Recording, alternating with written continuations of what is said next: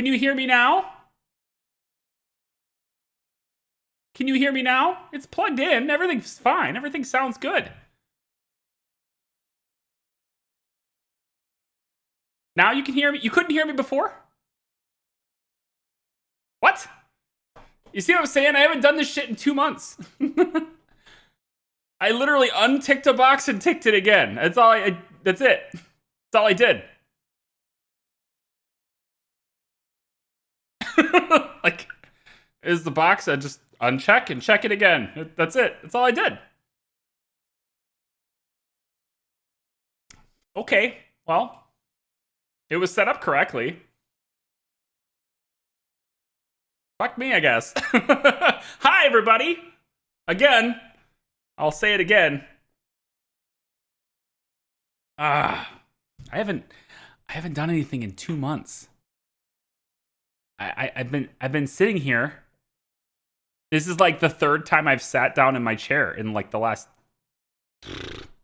yeah, almost 2 months for me. You guys haven't had a video in like 2 weeks, but you know, what an adventure. Your face is it, Caitlin? Great to see you. How are you? Been a long week for you too, Mason. Oh my gosh. So for those of you guys who don't know, I'm a dad again. I had a beautiful little baby girl near the end of September, and just got back from an international trip. I went to Vietnam for a month, and yeah, up until this point, you know, through October and November, the baby was still a thing, but I had my in-laws living with us. So lots of help during the day. I could still get work done. I could still get lots of videos done, right? And I recorded way in advance so that I could have things published while I was gone. And that worked out okay. You know, you guys had a video like, it wasn't every other day, but it was okay. You know, it was an okay upload schedule. It wasn't bad. Monday, Wednesday, Friday kind of thing, right? But, you know, eventually I ran out of videos. So I come back and I'm thinking, okay, you know, we're going to have a couple of days of jet lag. Everything's going to be fine. We'll get back into it. No big deal. No. Kiddo has other plans for me. My child says, no, that's not how it's going to work, Dad. Yeah, so we have two options at my house. We either send the wee one to daycare, which is going to be at the local one that we sent Aiden to, at the same one we sent Aiden to. It is now $2,400 per month.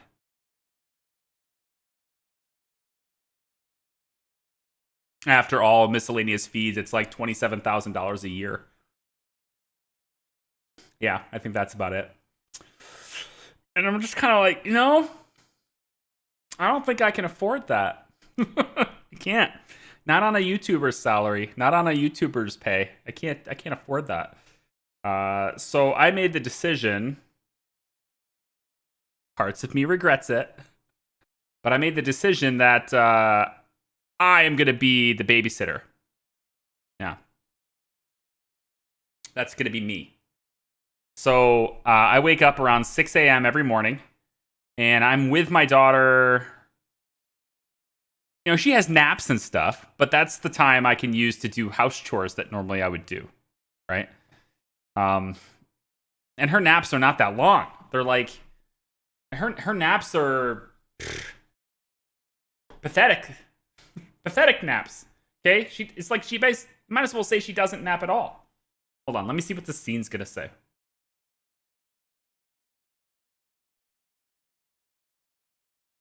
Yeah, I don't know about my camera. What am I going to do with my camera tonight? I could put it way over here. I don't remember where I had this before.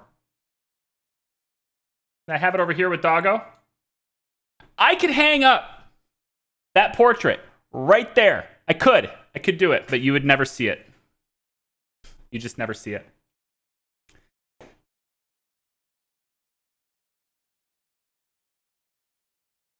Hey, Charlie, when did Twitch add chat on screen? I have no idea what you're talking about.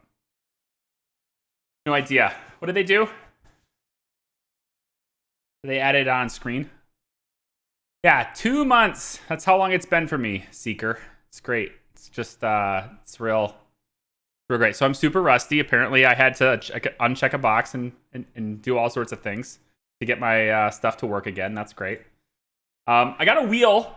You can't see it real well. I'm wondering if I can get a different camera to show it. I can hear her upstairs just squealing her head off, man. Hold on. Is there a different camera I could show? I'm unsure. Give me a second. Studio mode. That's what I want. I want to show my other camera. There's got to be a way to do that. I want both of them. There we go. Well, now it's like one on top of the other, but cam reception. Here we go. So we'll just place this wonderful camera kind of like this. I don't know. This one might be better. It's brighter.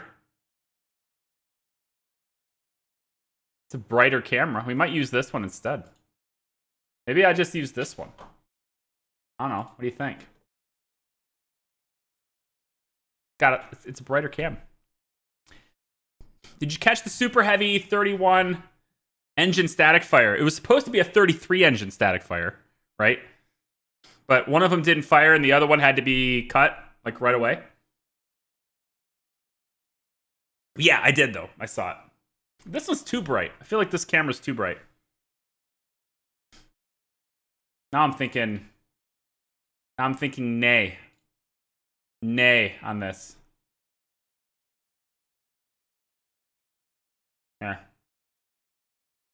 Yeah, I don't know. I can't tell which one I want. What do you guys like? This one? Or this one? I know they're very different. This one? Or this one? They're in different positions, too. Huh? Huh? Ah. Huh? Ah. I don't know. We'll run with this one for now. It's kind of dark, you know? I almost feel like my filters are wrong now. I almost want to bring it up a little bit, you know? One on each side. I don't think you guys would like that. One on each side. We'll kick it with this for now. We'll stick with this for now. Just for now. Maybe we'll swap in halfway through. You know, not sure how big to make it either. Oh well, it's good. Whew! Oh my gosh. Have I told you guys I love you? Have I said that yet? I do. Thank you for showing up. This is an impromptu stream after like 2 months of being away, and I needed it. I needed it. I know you guys don't see it because I'm like gone all the time, and I'm sorry about that. But my life is probably more stressful now than it's ever been. So, yeah. It's good to. I told my wife, it's like tonight, 8 o'clock. It's your turn with baby. I know that the man isn't supposed to say that to his wife. You're not supposed to give her the honey-do list. But since I'm the primary baby watcher now, I said, you know what? My shift was 6 to 6. Your shift is 8 to 8:30. Put her to bed. I think that's fair. I think that's fair.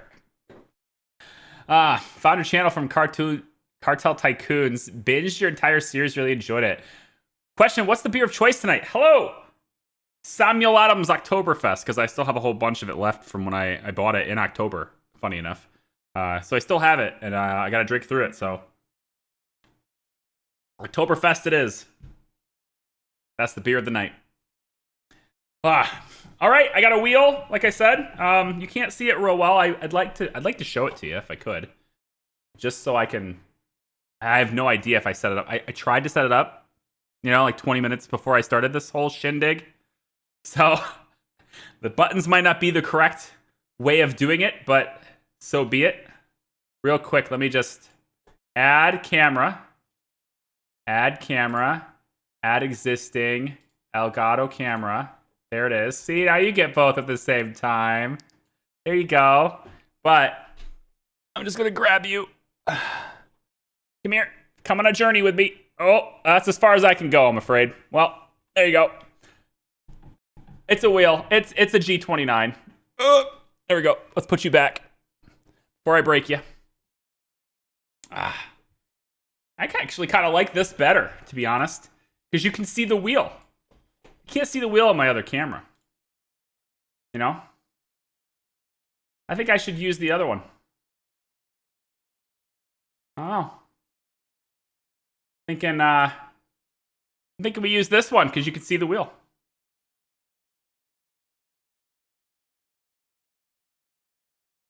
Just for a while. If it's too bright, then we'll kill it, you know? But just for a while, we'll do it. Fine. And actually, if it's too bright, I can probably dim the lights in the room. I could probably do that, too. Got to drop in and say welcome back. Miss you. Hey, G-Money. Hi, dude. Appreciate you guys. Thank you so much. Seeing wheel is good. Yeah. So, G29, I've got, I don't know. I've got the cruise buttons, the turn signals and stuff are on these things. I'm not gonna go all out with the shifter or anything. I didn't have that. I bought this thing secondhand on Facebook Marketplace for, I want to say it was like $110, I think is what I paid for this. The wheel and pedals, which I think is a pretty good deal for the G29. $110. I think it's a decent catch. I think, you know, could certainly be, if I bought it brand new, it'd be more expensive. I'm pretty sure. White light over the yellow light for sure. Bonus wheel. There you go. Yeah. We'll just do this. See how that works. Chicken Man, I said hi. Oh, you know what it is? I said hi to you, but I said hi to you while we were muted. Okay, so you're just gonna have to take my word for it. You were the first person I said hi to, by the way. Before I even switched to the camera being on, I said hi to you. But, like I said, turn it off, turn it back on again. Doofy. How you doing, man? Excellent. Good to see you. Every parent needs a break from the children sometimes. Yes. This is my second, so I knew what I was getting into. But life was a little different the first time for the baby. And what I mean by that is I didn't start doing YouTube as a career until 2020. But I didn't start doing YouTube for gaming and making videos and pushing them out online until 2016. May of 2016. My son was born August of 2015. So, you know, my son was already a little older than this, and there was only one kid to worry about, right? He was a little older already.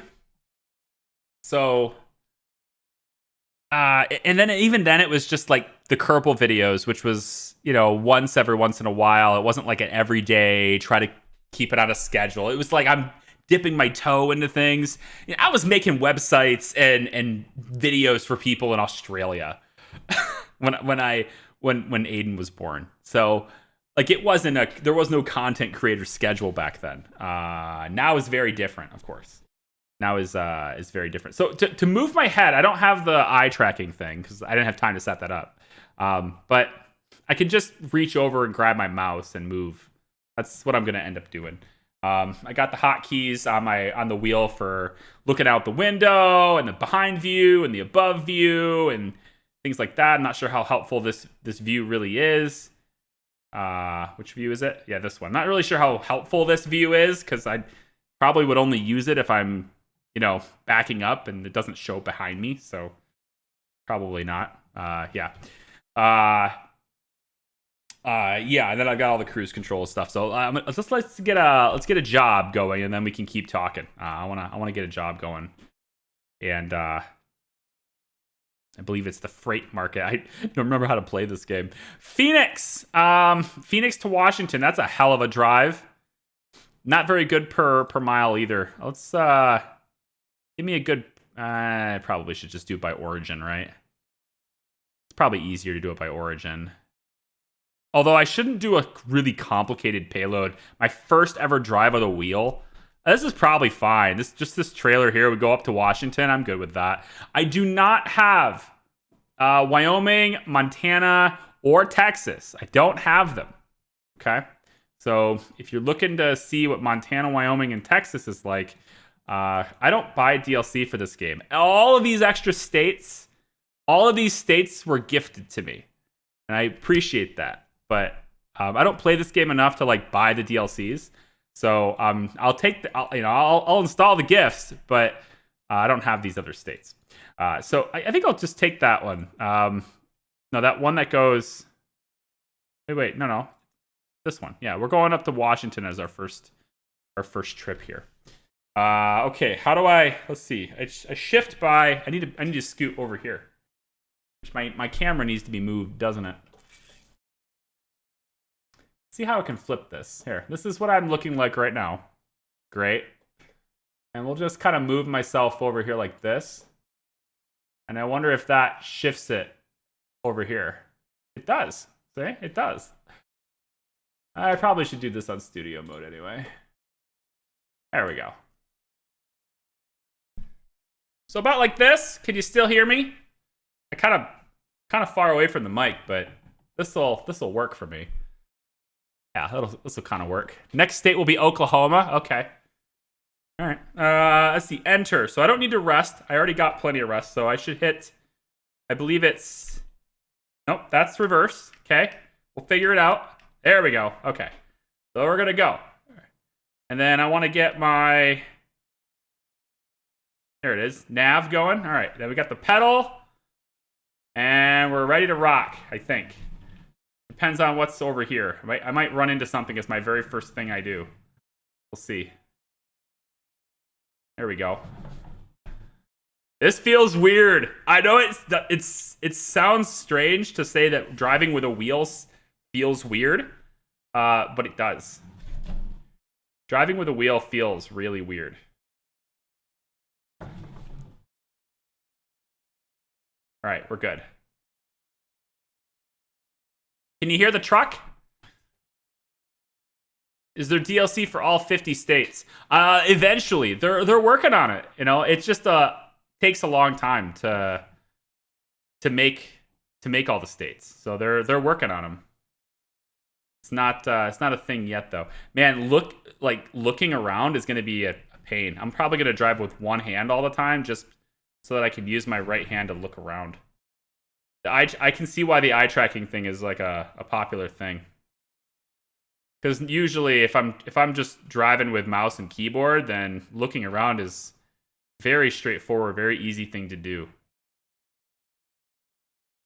You can't hear the game?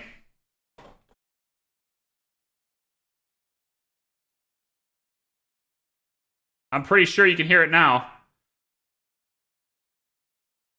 You gotta be able to hear it now. I mean, there's not a whole lot going on the game, so that's probably why. It's just the engine, you know? Yeah. No? You serious? Wait, hold on. Really? Okay, OBS, what are you doing to me here? All right. Hang on. I got you. It's probably turn it off, turn it back on again, right? That's what it was before. Hang on. What is it? It's gonna be gaming rig. Gaming rig has. Yeah. Turn it off. Turn it back on. Can you guys hear the music? Wait, is the music even playing for you? I bet not. Hold on. Can you hear the music now? I bet you I have to do this off and on again for every single freaking channel.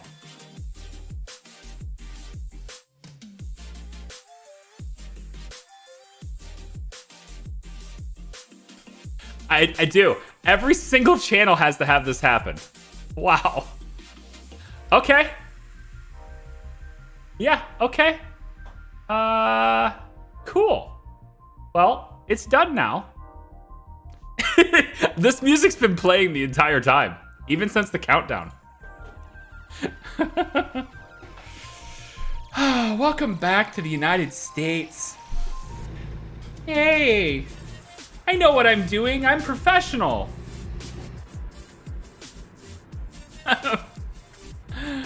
I'm a goddamn professional. Alright, so we gotta go get our payload first. Ooh. I got vibrations in the wheel. That's cool. I haven't felt that since I was a console gamer. Back in 99. Nah, we played Last of Us on Twitch. That was on the PlayStation. That was a console, right? Which button was my cruise control? Was it you? Is it you? I think it was you. Yeah. Yeah, there it is. That's my cruise control. Okay. We're good. I just have to bring my mic closer. I can't tell if you guys can really hear me or not. You know? Gotta make sure you can really hear me. Oh my goodness. Yeah. So music's been playing the whole time. Game sound, I'm assuming you can hear it now. I'm assuming. Oh my god. Let's use my mouse. How does that eye track thing work? Does it just... It doesn't actually track your eyes, does it? Does it track your head? It's more of a head tracker, right? Because I feel like if it tracks my eyes, wouldn't that make it really... I mean, I'm gonna look at chat, so it's gonna move the camera in the game when I go look at chat, right? This pedal is kind of touchy. All right. I need my cargo, please.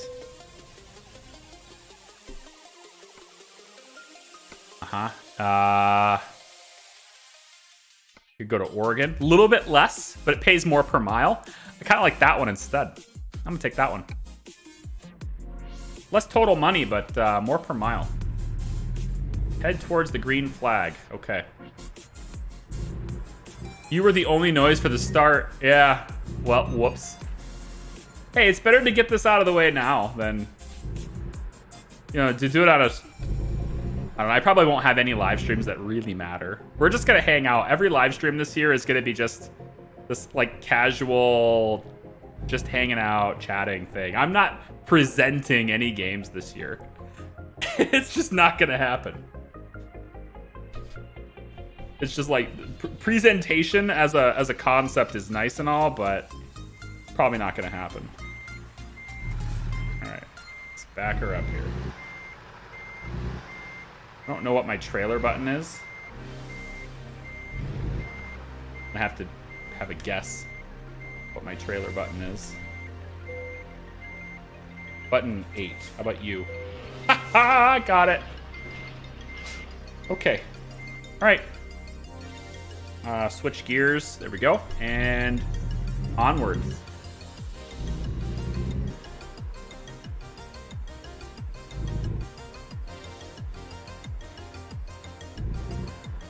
Sure you don't have Texas. I don't have Texas. No, I don't have Texas. I just showed it. He's just ignoring me. No. I'm gonna be completely frank with you, and I need to fix this right now because it's gonna be a problem. When I'm driving like this, I am at least a good 1.5 feet further away from the monitor than I usually am. Chat is like really small right now. I need to do something about that to make it bigger. The text is too small. I gotta do something about that. I wonder if there's anything I can do about that. Like, can I don't know. Is there like a Chrome setting where I can make the text bigger? It's just too small.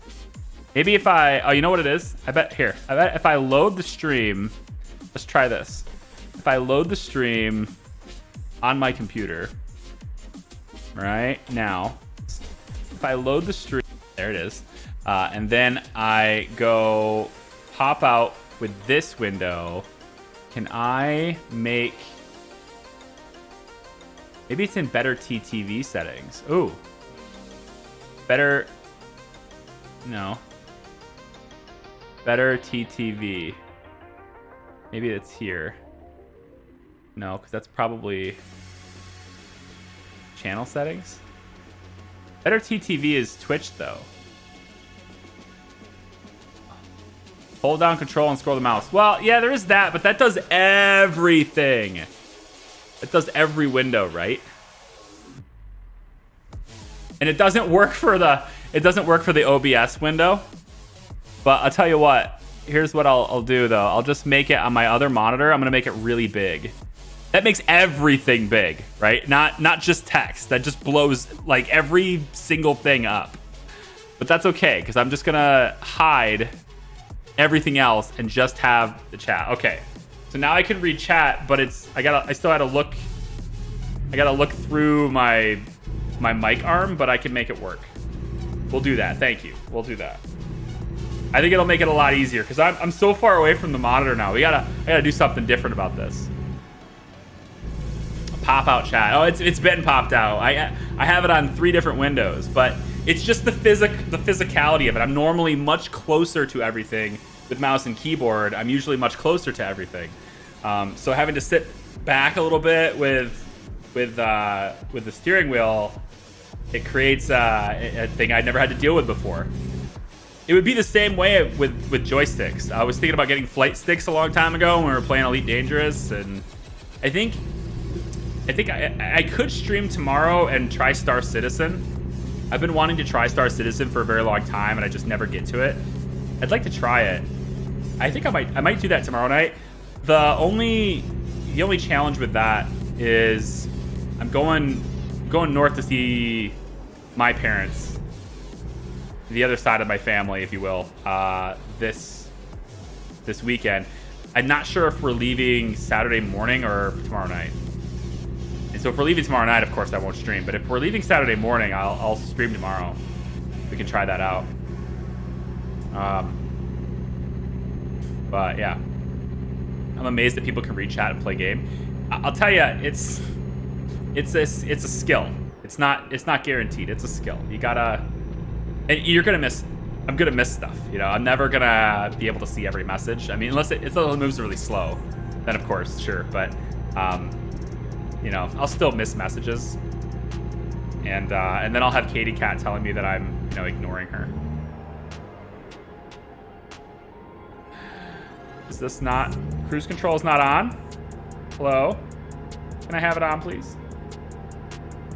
Oh, I'm in neutral. Oh, hang on. There it goes.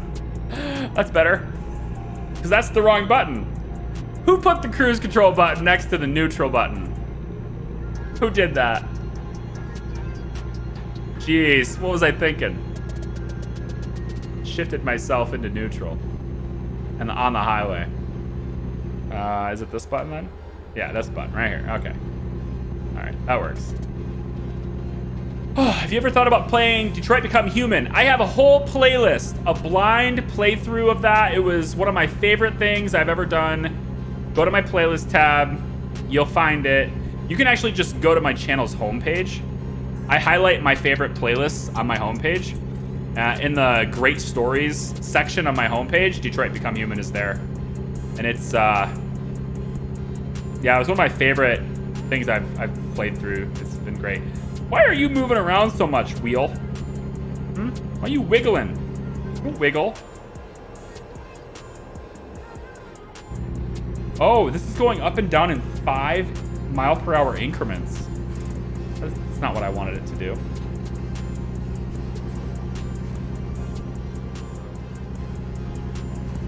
I'm 100% sure you have Steam. Check Steam.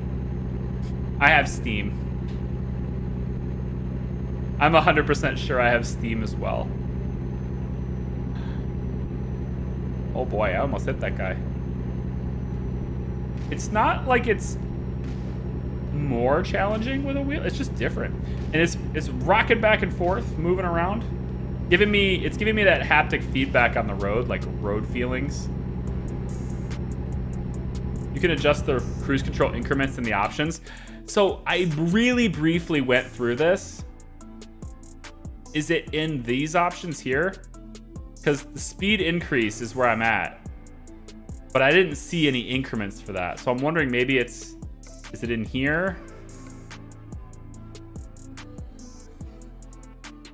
Yeah, grid step. Okay, there it is. Yep. So 1. Cool. Got it. Realistic fuel consumption. Is that something I want? I don't know. Who wants to be realistic? Oh boy. Hi. Whoa. There we go. We got it. We got her back. I'm 100% sure you have Texas. Oh.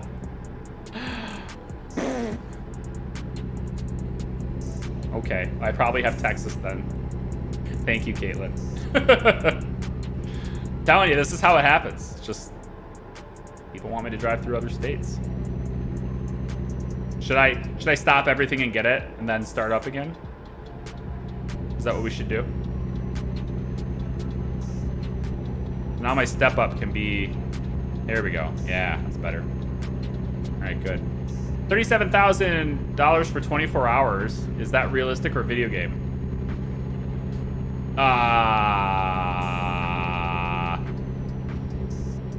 Well, it's by the mileage, so I bet it's pretty close. I mean, if you own your own truck, I mean, you drive it all the way up, a big payload all the way up there for your trucking company, and maybe, I don't know. I guess it maybe depends on what you're hauling. I have no idea. There's obviously a lot of considerations made because it's a video game, so. But I know that I've played this. This might be, I don't know, my 40th stream of this game. Like ever, I mean. And I'm pretty sure every single time we've had like real truckers, you know, here to tell us, to answer questions like that. I don't know if they'll answer the how much money I make questions, but usually there is at least one trucker that'll tell you how things are.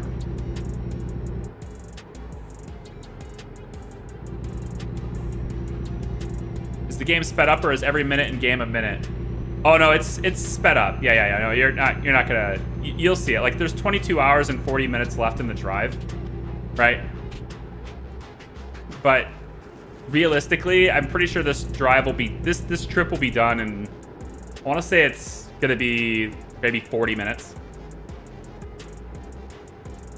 45 minutes maybe. Whoa, that's cool. It's all rumbling on me because I'm going off the road onto the strips.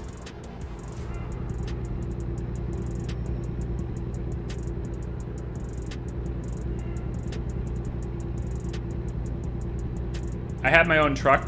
Most I was paid on a single load was a little over 7,000. What's the furthest you've ever driven though with that truck? This trip here is from Phoenix, Arizona to like Northern Oregon, I think is where we're going.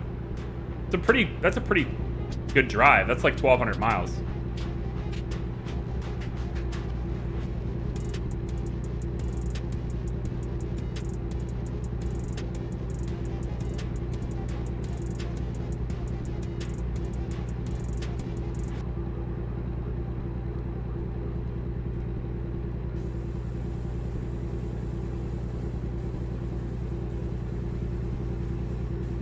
$22 hours in game on open road is like 75 minutes.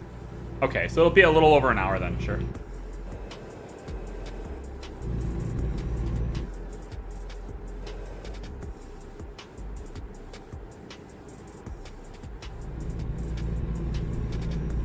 You'd have to consider all the tickets you're going to get. I am going to get tickets because trying to read chat makes me swerve all over the road. As a former long-haul truck driver, 37,000 is not realistic. Okay, there you go. But what if you're hauling like really, you know, like really hazardous cargo? You know, like you're, I don't know, transporting nuclear waste or something, you know?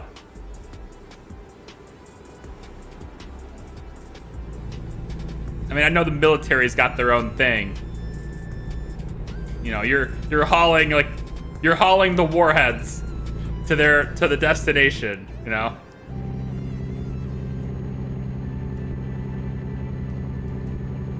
That'd be interesting DLC for this game.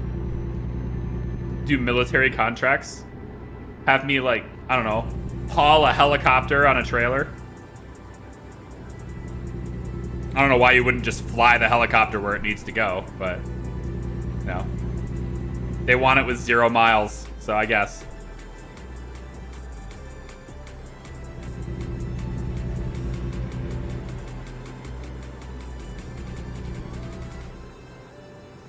Once they have all the states, you can do a streamathon and go coast to coast. It doesn't actually sound like that would take very long. If 22 hours in game is about 75 minutes, it would only take me like probably 3 hours to drive from New York to LA. Like real world 3 hours probably for that drive. Lights. I have a light command. It is nope, that's my hazards. Which one is it? Where are my lights? Come on. Oh, it's still on my... Oh, I get it. I made it... Oh, all right. I made the button the light mode button. That's fine. I could reach over and hit the L key. I'm not that late. I don't have to be that lazy. We're good.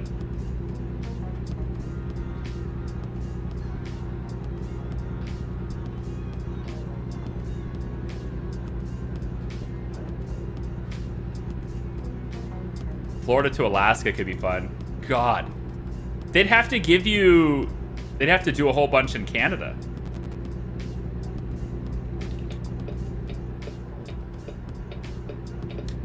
They'd have to do a whole bunch in Canada.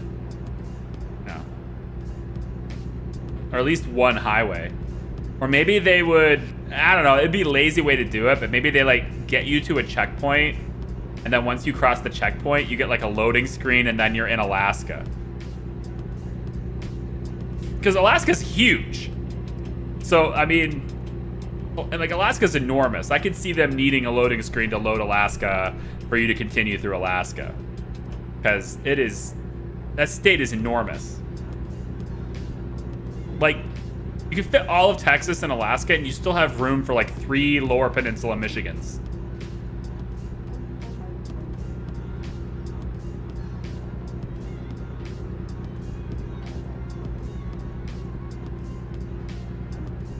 Alaskan ice trucking? Yeah. I almost feel like... What's that game? SnowRunner? It's not really a SnowRunner thing, but it could be a SnowRunner thing. Because I think SnowRunner sends you to Alaska, don't they? I feel like they have an Alaska thing. I'm going to move this closer to me. I don't want to yell anymore. I've kind of been yelling to you guys, and I don't really want to yell anymore. This doesn't really block me. You guys can still see me. We're fine. Everything's fine. Can you get speeding tickets in the game? Oh, yeah. Big, expensive ones. That's why I'm sticking to the speed limit.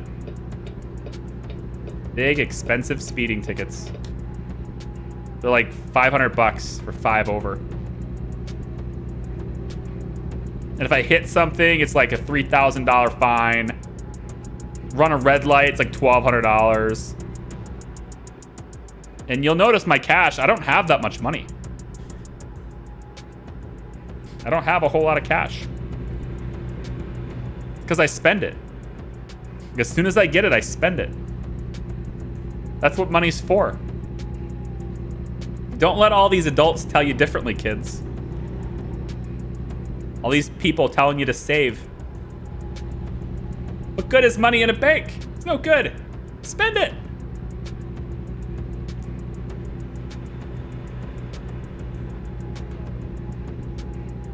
Turn on your high beams. Why would I do that? It's very rude. It's rude to turn on my high beams. But maybe you're having a hard time seeing it. You know? Maybe the stream... I don't know. Is the stream too dark at night? I mean, it's nighttime. It's pretty dark, probably. Do people even care? steering wheel is nice. I think so far it's working out pretty well. It feels a little weird, to be honest, to use it, but it's the first time I've used it. Like, I had no practice at all before booting this up, so I just did button mapping is all I did. So, planning to get a stick char? No, I don't play enough to need that stuff, man. I mean, it wouldn't be very expensive if I did, I guess. I think the stick for this thing is like, what, 30 bucks? But for 30 bucks, I mean, at that point, I'm a quarter of the way to a flight stick. I'd rather have flight sticks. I want to be a simulation gamer. There's a future for me in that, right? Would you guys watch me if I just played nothing but simulators? Huh? Get a flight stick. Play some, I don't know, jet fighters. Jet fighter games.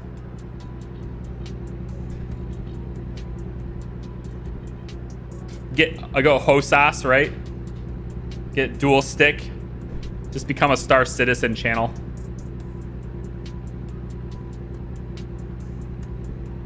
Adding Canada and probably Mexico.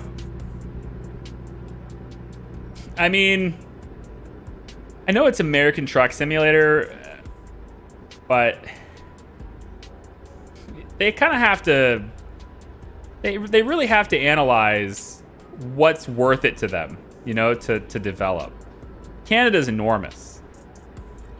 They'd have to be pretty selective. Like, maybe they'll do British Columbia, you know? Or what's the province that's all the way on the west? What's that westernmost province? It's, you know, it's got a funny name, right? Or is that British Columbia? I don't know my geography now. I know BC's over there. Over there where the...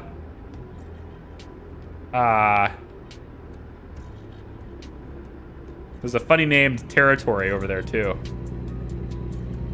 I don't know Western Canada all that well.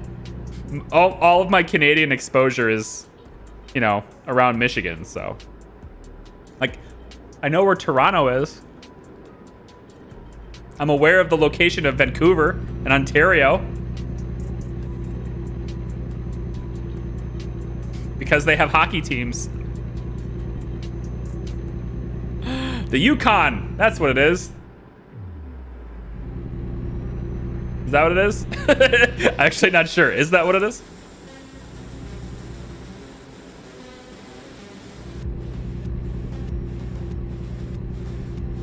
Just FYI, I don't know your gaming rig, but Star Citizen requires 32 gigabytes. Oh, hang on. I am hitting the brake, right? Okay. Just want to make sure I'm not slamming the clutch instead here. Hang on. I almost hit this guy. Rig states Star Citizen requires 32 gigs of RAM. Just to run. It actually states that? I mean, I have 32, but it actually states that? I was, to be honest, I was actually considering upgrading my PC. I decided not to yet, because I so far haven't really experienced any limitations. So I feel like that's how I feel. Like, when I start getting consistently lower frame rates than I expect from the newest of titles, you know, then I'll look at upgrading at that point. But I so far haven't really had my system challenged. And I think a lot of that has to do with just the types of games I play. Well, types of games I cover, you know. Haven't really gotten that. I think the first thing to upgrade for sure would be my CPU. I was considering upgrading for Kerbal. But I don't know what kind of limitations I'll have. It's supposedly this one is much more optimized, so we'll see.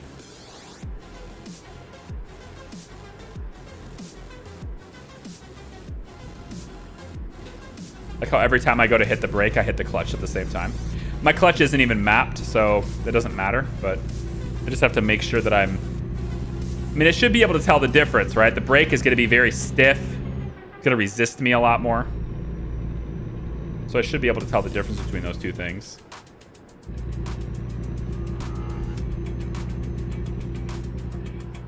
Star Citizen has a minimum of 16 gig of RAMs. Recommend is more. Yeah, I've got 32. I should be all right. But I was looking at, you know, what do I want my upgrade to be? And I think I might, you know, do the whole CPU motherboard upgrade. And when I do that, I'll probably grab a couple more sticks of RAM too.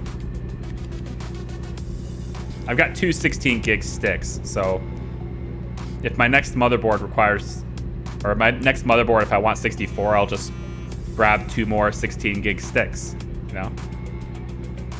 Shouldn't be too difficult. But I'm on an overclocked 8700K.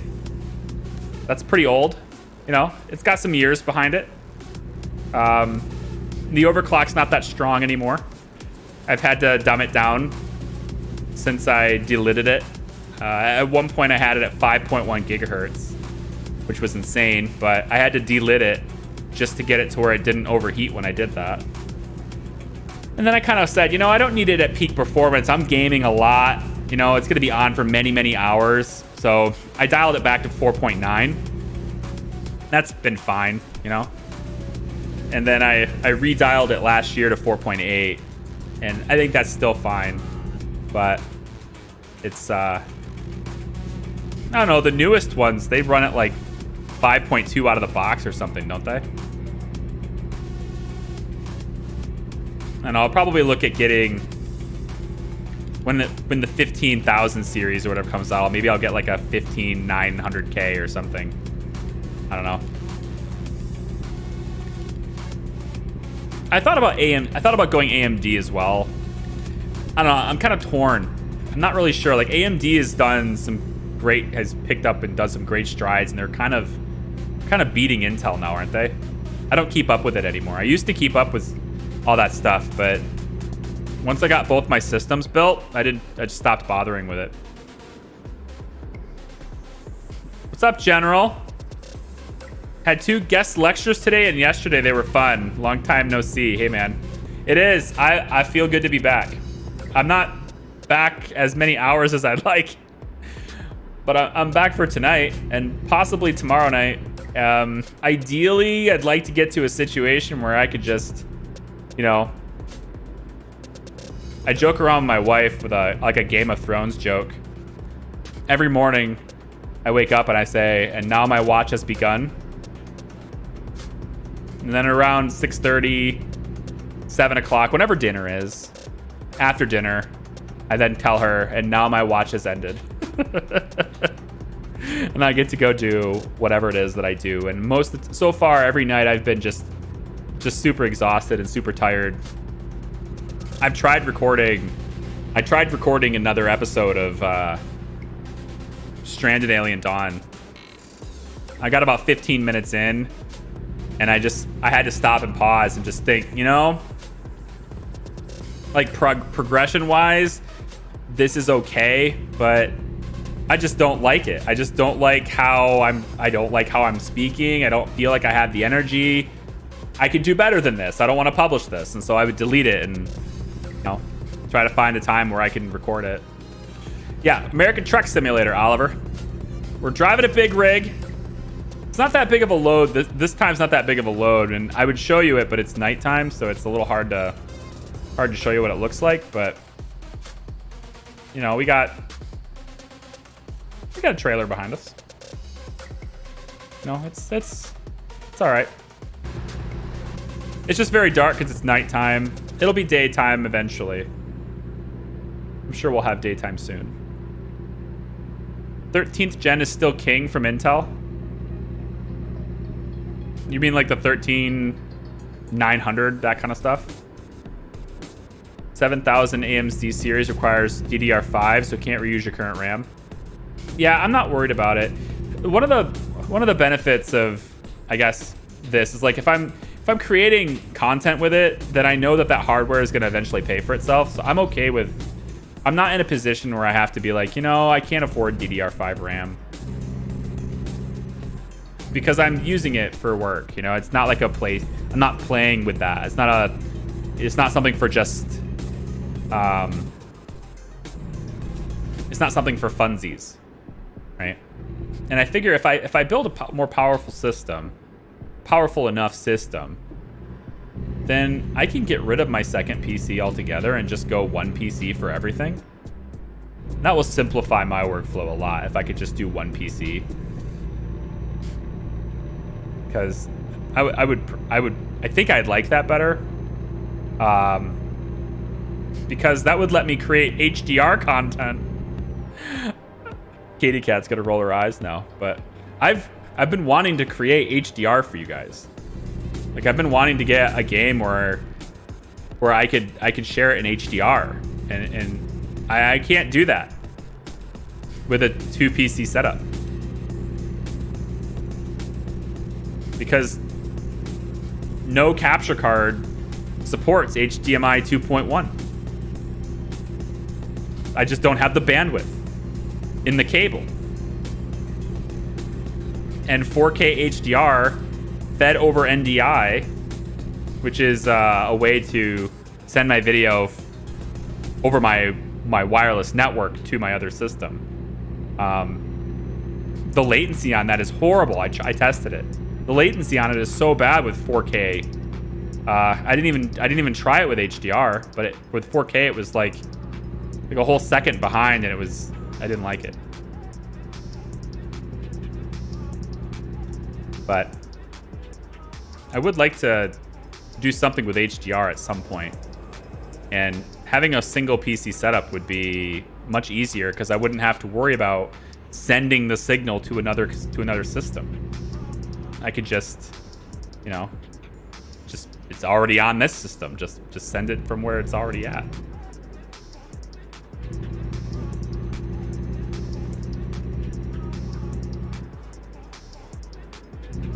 The 13th gen is still king, huh? They made a whole new generation and didn't make it better? That's not like Intel. That doesn't sound like a computer parts manufacturer at all.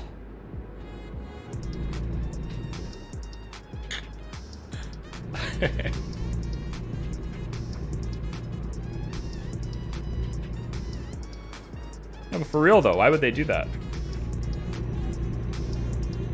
Oh, 13th gen is the newest?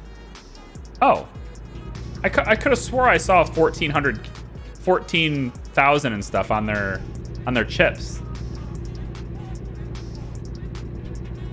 That's not a thing? Did I not see that correctly?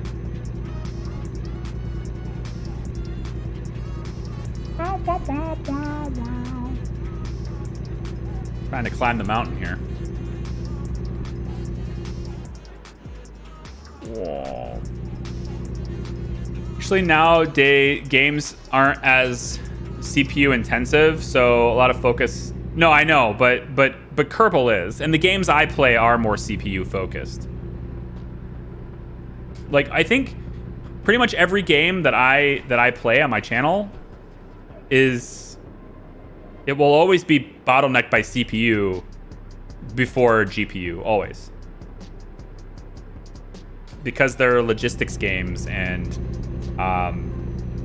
they have character pathing and mathematics going on behind the scenes for formulas and resource conversion and all that other kinds of stuff and in physics. So it's games like Kerbal for sure, but you get even something like Prison Architect. You get your prison to so many prisoners, and just calculating what all the prisoners are doing is starting to eat away at your frame rates. It's not the GPU. In my case, it isn't. I realize the 3090 is not king in the castle anymore, but it's still pretty damn good.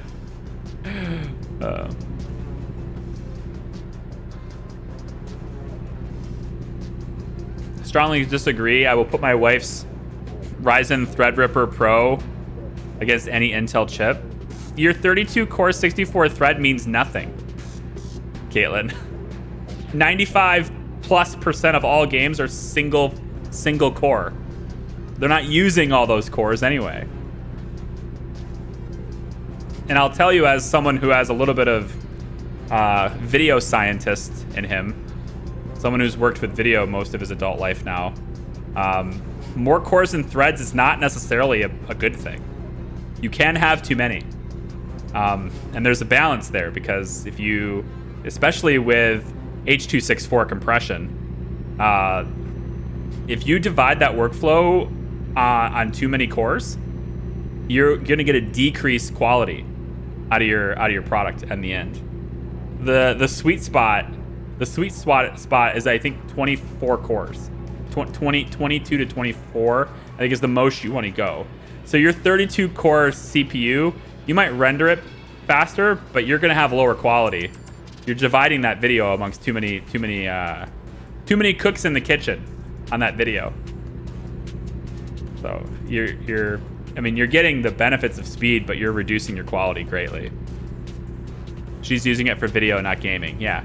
32 cores is great for compression, but when you're editing, it's great because it can really just, mostly it's your GPU that manages how you're going to flow on your timeline. But when you go to export that video, you're faster, but you're going to have it degrade in quality. You have too many cores working on it. Unless you're using a different codec, like ProRes is good up to like a ridiculous theoretical 500 cores or some shit. It's ridiculous. But specifically for H.264, you don't want to use any more than maybe 20. You're over. I think it's actually 24 threads is what the sweet spot was on that. So it would be like a 12 core. But I might be wrong. I think maybe it was closer to 20 cores, but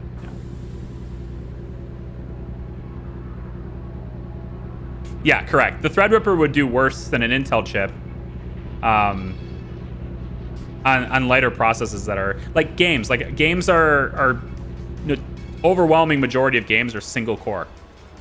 Like the engines just don't use multiple cores. They just won't use them. So it won't matter how many you have. It's all about the speed of that core. It's that how many gigahertz are you getting out of that one core? Holy pickles! What's up, Dark Dragon? How are you? Sorry if this is a dumb question, but what's the DIY? What's the difference? Oh, between the two chips? Did somebody already answer that? Problem with management games is they're mostly written with a single thread in mind. Yeah, that's the way most games are, like totally. Like in all genres. Multi-core is really complicated from a development perspective.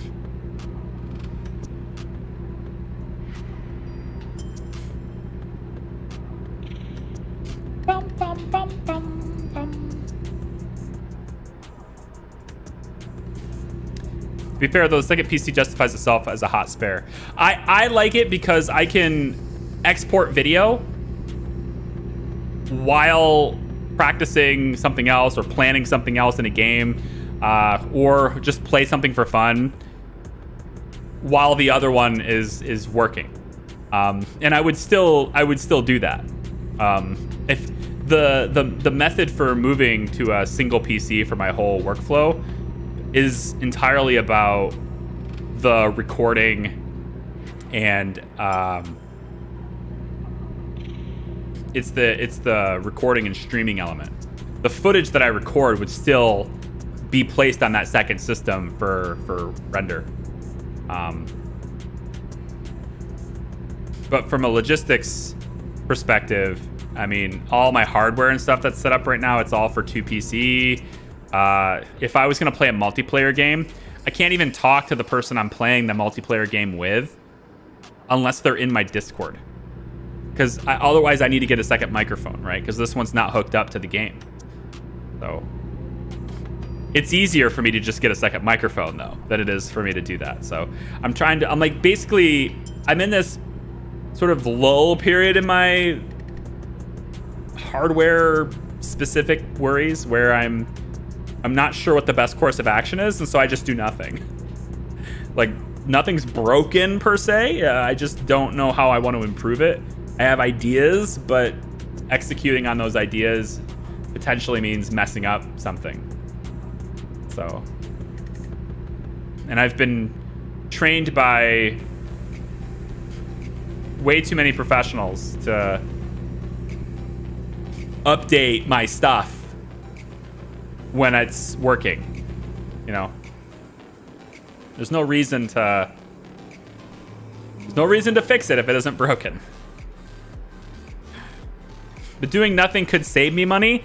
It could, but it couldn't at the same time. So I kind of mathed this out. And here's how I plan on playing this, General. I think it's ingenious. It greatly speeds up my workflow, gives me a better experience, and it actually gives me money back. So I upgrade my gaming rig with a better CPU. You know, whatever I guess I'll wait till Intel's next thing to see what they do, but because I don't need it yet. I know there's always another one coming, but if I don't need it yet, then I might as well wait. So you go and you see what that is or whatever the prices are at the time. Maybe I get a deal, Black Friday, new egg discount, whatever. Upgrade the CPU. Gonna ultimately have to means a better motherboard too. I highly doubt I can part this out and sell the spare components. I don't think anybody would buy the motherboard in 8700K, but maybe. I'll try to get $50 for both of them as a combo. $50 combo, here you go. But if I do that, then I move my entire workflow to just be a one PC setup. Everything's all good and right in the world. Then I sell my second PC, right? It's got a 3080 Ti in it, which is what the Stream PC has in it now. Founders Edition 3080 Ti, plus the first generation Threadripper, plus 32 gigs of RAM. Wonderful case. It's got like a 800 watt power supply, platinum or whatever in it, right? Like I sell that PC. I don't know what I can get for it. Maybe $1,000. I have no idea what I can get for it. I'm sure I can get more than 1,000 because the 3080 Ti alone is worth more than that. Well, no, it's not anymore. It was though, but not anymore. But maybe I can get $1,000 for the whole setup. You know, we'll see. So then I only have one system. I only have one PC at that point, right? Then I buy a new M2 Mac Mini. Done. That's my production system now. Cake. And now I'm in happy land. Now I'm in happy land because I finally get my work system is back to Mac. And that will make me happy land. Right there. I need to find a place to sleep. My dude's tired. Gonna be looking for that next exit whenever I can get to it.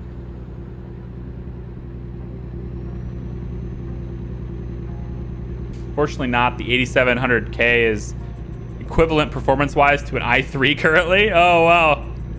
Well, like I said, $50 for the CPU and the motherboard together. Here you go. It's a deleted 8700K too. They can try to crank it up if they want to. Of course, the fact that it's deleted might... Maybe I'll just leave that part out. They don't need to know that. It's a perfectly functioning chip. They don't need to know that. It's not like it has a warranty left in it anyway.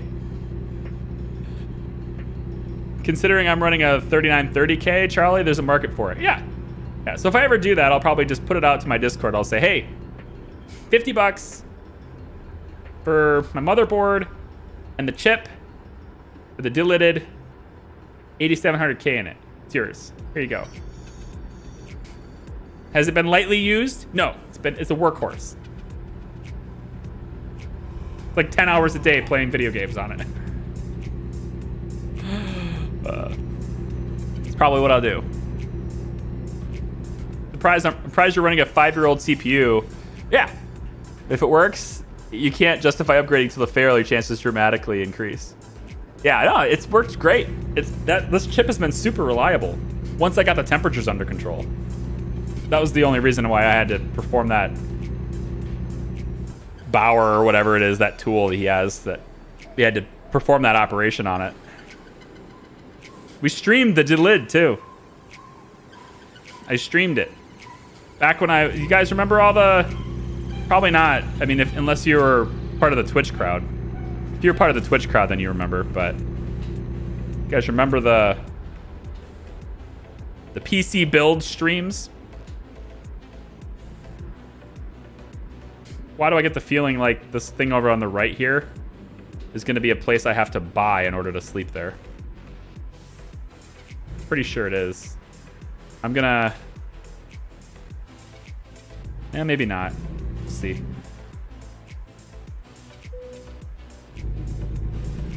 You're getting tired. Find a place to sleep. 'Tis what I'm doing, game. 'Tis what I'm doing. We're gonna pull in on this side, though.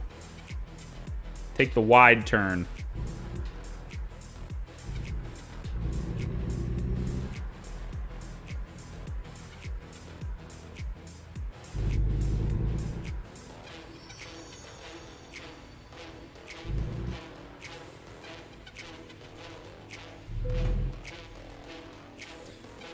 Engine stop.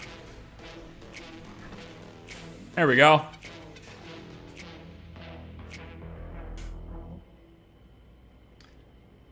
Whew.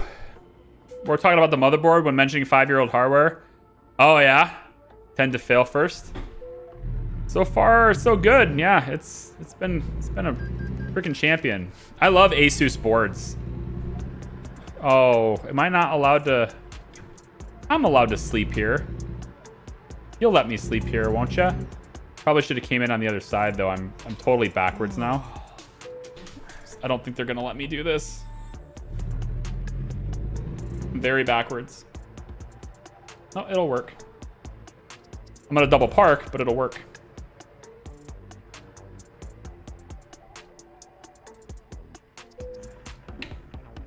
Get some rest. Okay. Oh, no, I don't want to do it again. Stop. Why do I do that? How many times have I done that? Oh, probably going to be late for my delivery now. Sleeping way too much.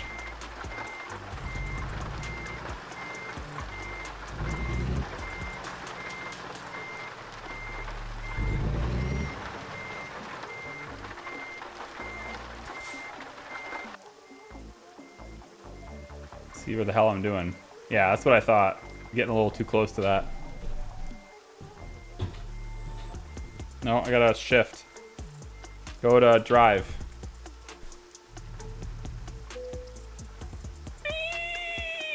Yeah! Not quite. Back up. All right, we're good. We're good.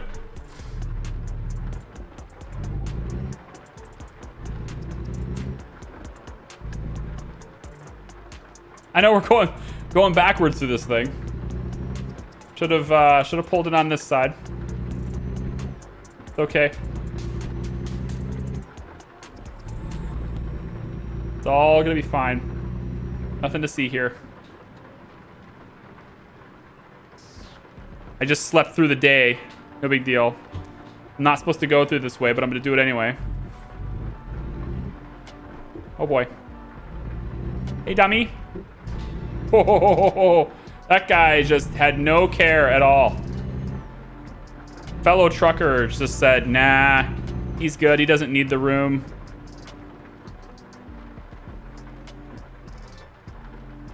Is it that way? It's in the dark. I can't see.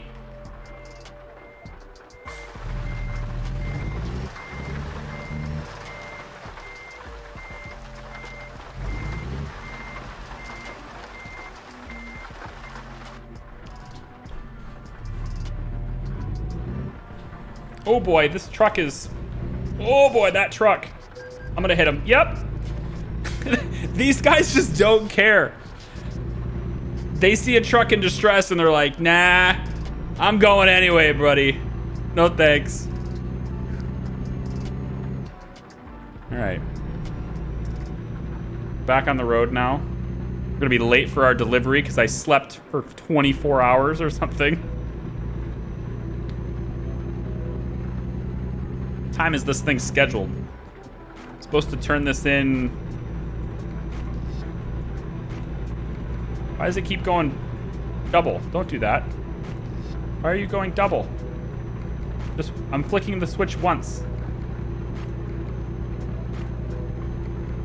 Ugh. Alright, apparently my switch don't work. Supposed to... Okay, I got time. Yeah, we're still ahead of schedule, actually. But I probably have to rest again. That's the thing. So, if I have to rest again, that's a problem. We'll have to go just a little bit faster. Almost missed Charlie Live. What's up, Clint? Good to see you, dude. The wheel's working pretty well. I know I said I would report back to you. It's working pretty well. I got no major complaints, honestly. It's kind of nice to be able to feel the road a little bit. Yeah, it kind of rocks back and forth. Really? Really? I just got done saying that I'm gonna be ahead of schedule, and you suck. Way station, you suck.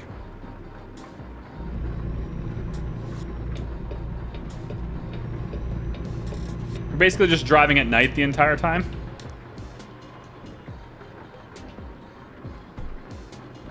Oh, here we go.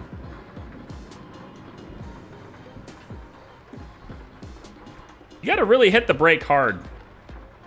It might be a calibration thing. I gotta push the brake hard to get this thing to stop. It could also be a this truck weighs a lot thing. So it takes a bit to actually stop. There could be that too.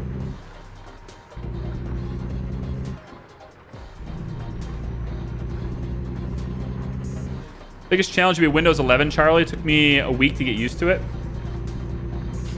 I don't think it'll take me... I don't think I'm going to have to worry about that. Like, why can't I just install Windows 10? What's wrong with that? Just move my Windows 10 key over to this... over to the new system. You know? Or just get a different... just get a different Windows 10 key. I know a guy. I get OEM keys on the down low. On the cheap.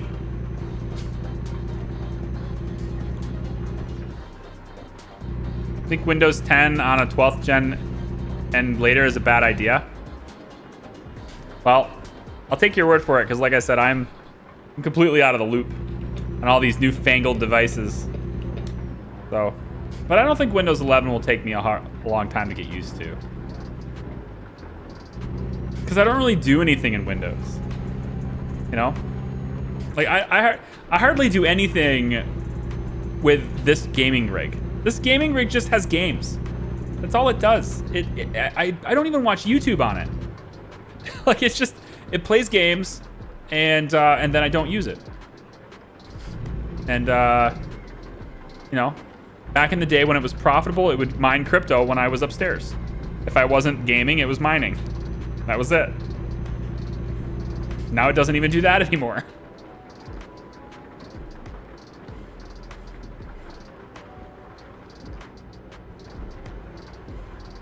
Oh. Hate how it's 55 miles per hour the entire way.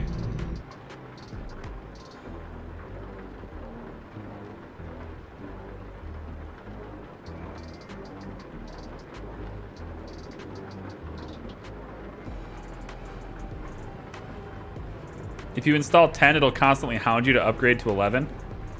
You can disable those. You can disable all the nagging. Like my system, my gaming rig doesn't nag me to update anything. I have to prompt it to do it manually. I look at the updates available once a month and install them as needed. I never used to. There was a time on Twitch when I was getting like, I had some computer problems. I don't remember what the problem was, but I had some computer problems, and I remember saying to people that I don't think I'd upgraded my system in like 8 months. And I got chewed out by like 17 people. Like, how could you do this? Oh, that's a terrible idea. What are you trying to get? Are you trying to have problems?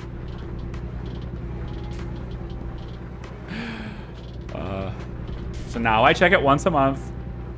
But yeah, I don't do automatic updates. I don't do that stuff. It's not my thing. The system I do everything on is my stream PC. If I'm watching YouTube on my computer or doing anything, it's always on the stream PC.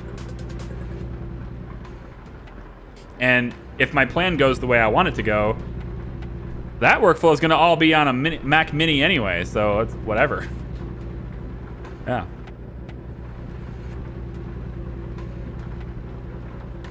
Windows 11 is free if you use your current Windows 10 key to update. I don't think I can do that. Well, maybe I can. It's one of those OEM keys, so it's not a retail Windows 10 key. But that's the same thing that my Windows 7 key was the same thing though. I had Windows 7 and they let me update to 10, you know, like upgrade it from there. But yeah. Why Mac Mini? Because the new M2 Mac Minis are just stupid fast powerhouses that are just insanely high value for the money. So like it's like an unbeatable PC for everything except gaming. Like Intel and AMD ain't got nothing on that system. So yeah. How's the pricing on Mac capture hardware? I don't think there are any. I mean, aside from like the regular Elgatos and stuff that you can plug in, I don't think there is any capture card that's really made for a Mac. But that's why I said if I was gonna do this, hello. Well, that wasn't very good. I meant to push the brake and I pushed the gas. No! I'm hitting the brake this time, I swear. I slammed the damn brake. I slammed it right into my desk. It didn't work. Well, hey, you know what? You know, can I just go around this guy? I can't get hit twice, right? Yeah, I'm not gonna get dinged for the hit in the same car. We're good. Damage report. Hey, we're doing pretty good. No big deal.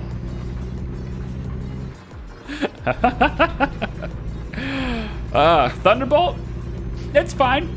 All the things I want are pretty fine. I mean, what would I need? You know? What would I need to buy? Everything I do is wireless. My keyboard for it would be wireless.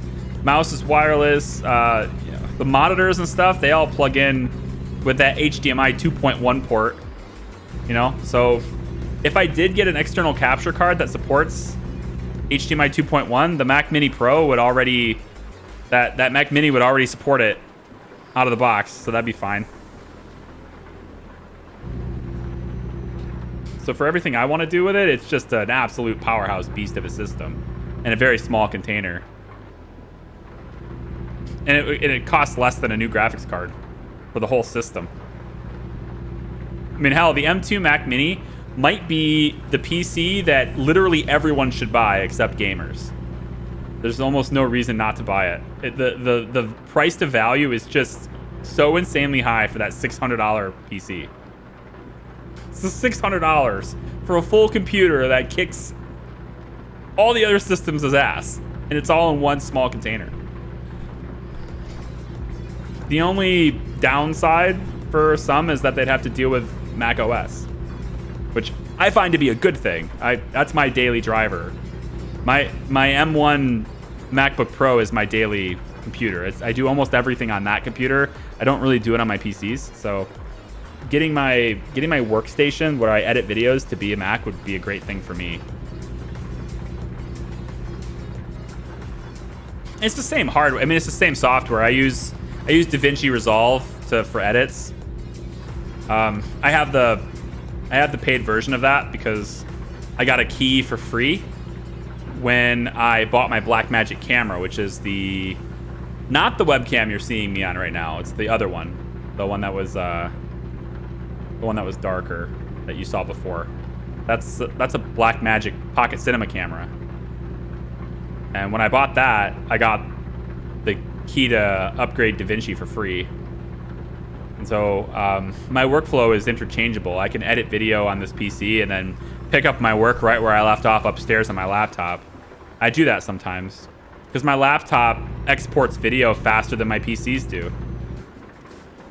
I can export my videos like 20% faster from my laptop on battery power without the fan running than I can from my 3090 trying to kick it out with hardware acceleration.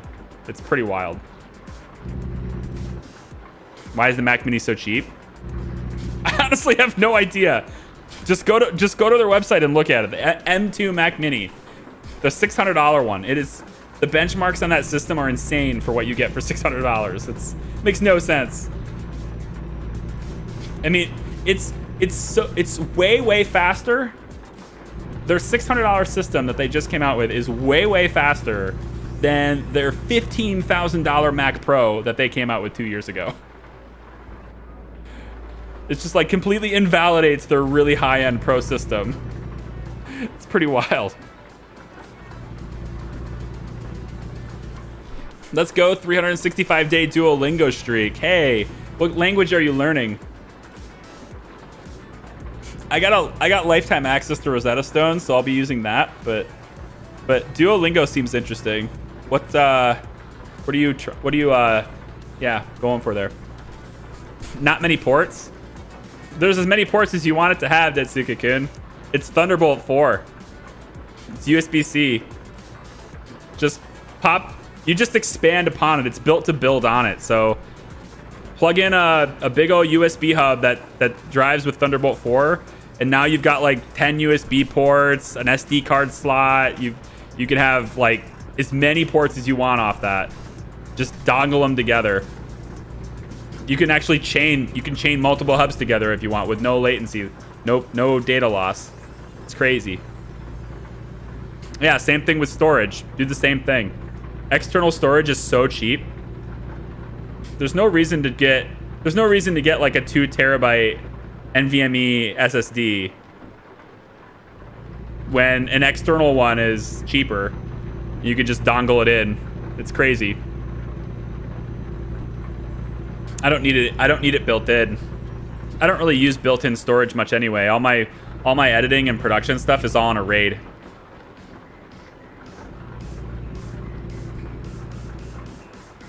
And the overwhelming majority of the population will never going to use as many ports as they have on their motherboards anyway.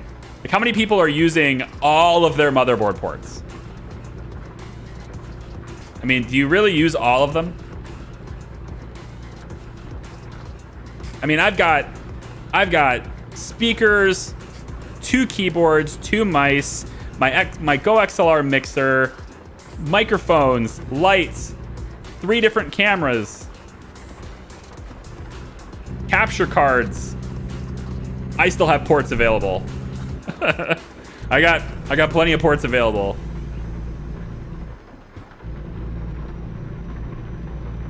$1,200 version is a significant upgrade. It is, yeah. The double the ports isn't as big of a deal as support for the 2.1, HDMI 2.1.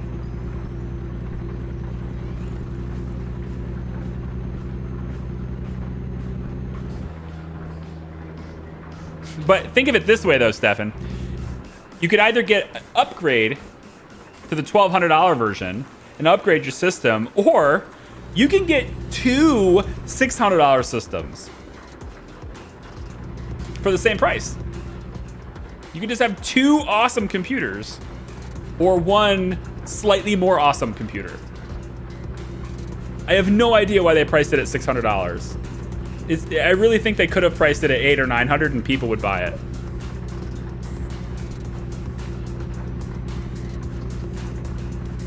So the Mac's gonna be the editing rig then. Yeah.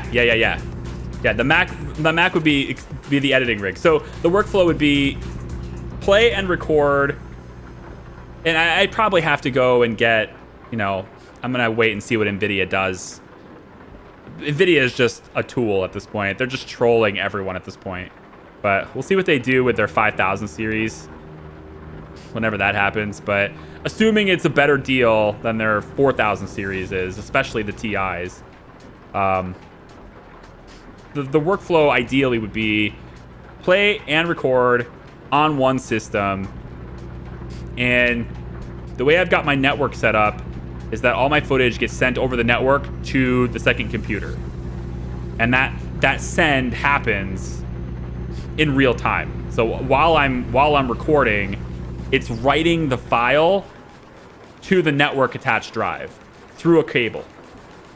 So I write the file through the cable, and then the editing system accesses the footage over the network. It edits it, and renders it to its own drive. So I end up basically reading at the maximum read speed that I need off the network, but I write the file to the drive on the editing system, and then export it and then send it to YouTube. And that's the ideal workflow that I'd like to have. I've got 10 gigabit and all that stuff that works with that. But I don't need to do that yet, so everything gets recorded on the Stream PC right now. It's a much simpler approach, but to use the Mac as my editing system is my ultimate goal. I would like that. It would speed up my renders greatly.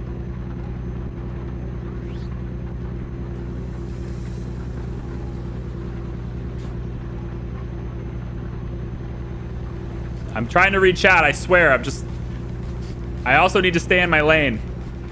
It's hard. It's actually quite hard. I need to get another beer too. Charlie is right. My sister has an M1 and she used it for a job as coroner, and she wishes when she's on digs for stuff, she loves it. Yeah, no, M1 was a crazy step up. M1 like flat out changed the game entirely. It took the narrative of Macs are too expensive, flipped it on its head, and made it to where Macs are more expensive, but you get way more for it. And then M2 comes in with the Mac Mini, and now the Macs are more expensive narrative is done. Now they've eliminated that narrative too. So now it's Macs are less expensive, and you get way more for it with that Mac Mini. That's why I'm shocked that they did that with the M2. I kind of want to see what they do for. I mean, I won't buy it because it's no doubt going to be expensive, but I do want to see what they do for. I should point out you get way more for it with certain workflows, right? It's obviously not like code compiling if you're writing in certain languages, better. Video editing, absolutely unequivocally better. There's no contest there. Photo editing, no contest at all. The ability to render in things like Blender, Adobe After Effects, any type of motion graphics, it's a no-brainer. That's absolutely the system to buy. But I'm sure there's other workflows that there's other processes, other things that people do with their computers, like gaming, where it's not a no-brainer, right? Repairability is an issue. It's not an issue for me. I don't care. That's something that people care about. I get it. I understand. It's not an issue for me.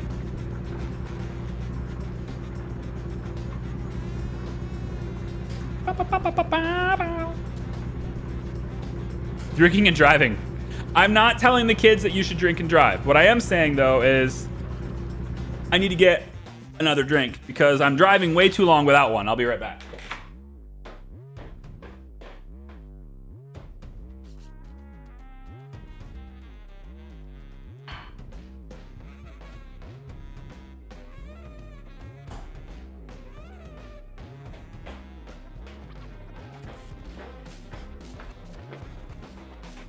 All right.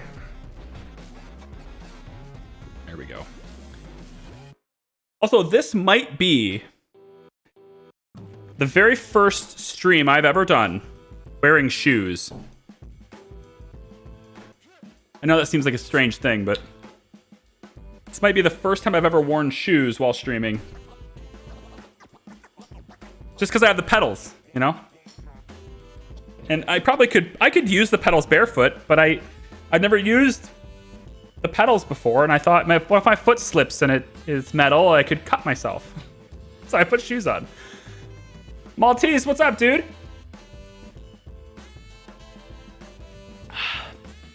When you crash in game, you're less likely to spill your beer. Yes. Also less likely to hurt little Timmy in the back seat of that van. Poor little Timmy fucking died.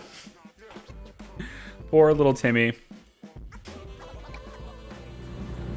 Uh-oh. There's a guy on Reddit. He's like basically famous. Called A Poem for Your Sprog? Sprog. Poem for Your Sprog, I think is his full name. Something like that. And all he does is reply to like all sorts of Reddit posts, but he replies in poem form. He's always just constantly writing poems. And he has a reoccurring character in one of his poem themes called Little Timmy. And Timmy always dies. And he always dies in the best way.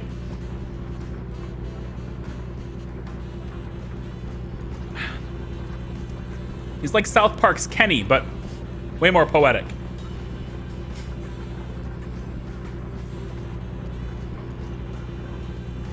Hi, Charlie and crew. What's up, Big Z? Good to see ya. Dropping in to say hi, miss your face. I miss being able to read chat without... Hang on. Wishing I could stay. Up at last, not this evening. It's okay. I'm really, really, really hoping to stream more evenings like this. Not necessarily Truck Simulator, but I'm really, really hoping to stream more evenings.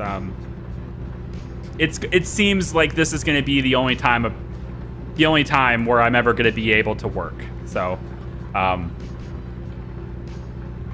if I can find a babysitter that's willing to come, you know, I'm kind of actually hoping for like a high school, like some high school student, you know, more than likely a high school girl. I don't know if in my experience with it anyway, very limited, but I don't know of, and my school is small, so perhaps it exists, but I don't know of any high school male that ever decided to take up babysitting as a job.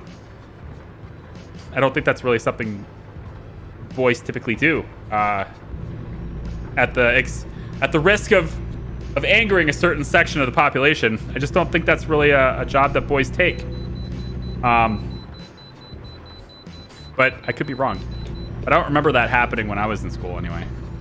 But I'd like to get some kind of probably a high schooler that's just coming off the bus. The bus stop is right by my house, and the schools here, they work differently. Is this where I have to get off, or is it the other? This is the way station, right? Yeah. They work differently. They spread out they stagger their start and end times. So the high school starts school at like 7 a.m., 7:30 in the morning. Yeah, it's like when they start school. It's really early. But they also get out of school at 2:10. So they get out way earlier. And then the middle school starts at like 7:50, I think, or maybe it's like 8:05 or something. Like, all these weird times. But they get out of school at 3:10. And then the elementary school, like where my son is, they start school at 8:55 and they get out at 3:55 or something like that. And they do that so that they could use the same buses for all of the schools. So they basically just stagger when the buses need to be around to pick up the kids and drop them off. So the bus drivers are going basically 3 trips basically with different routes for different schools. And so anyway, if I can get a high schooler that lives around the subdivision, I'm told there are 2 of them. That there are two that are actively looking. I don't have Facebook, so I have to go based on what my wife says. I left Facebook like 5 years ago. And so I rely on her to do this stuff because she's still on it. I'm told that there are 2 that live in the subdivision. If I can get one of them to get off the bus stop and come on over to our place and watch my daughter for like 4 hours a day, you know, like 2:30, I guess they'd probably get off the bus. The bus usually drops these guys off around like 2:30. So if they could come over at 2:30, right by the bus stop, and then watch her until, you know, like 6:30, that gives me 4 hours. I can do a lot of damage in 4 hours, right? I'm telling you, I got a really efficient workflow. I can do a lot of damage in 4 hours. Like, you give me 4 hours a day, and I will have 1 video a day released. I can do 1 daily release every single day reliably if you give me that 4 hours a day every weekday. No problem. I won't even have to work weekends. But as it is right now, that's not happening. So, yeah. I did babysitting for 2 years. Way better pay than the local shops. To be fair, I had doing elderly assistance part-time after school for nearly a year and had first aid training. Okay. Yeah, okay. That's cool.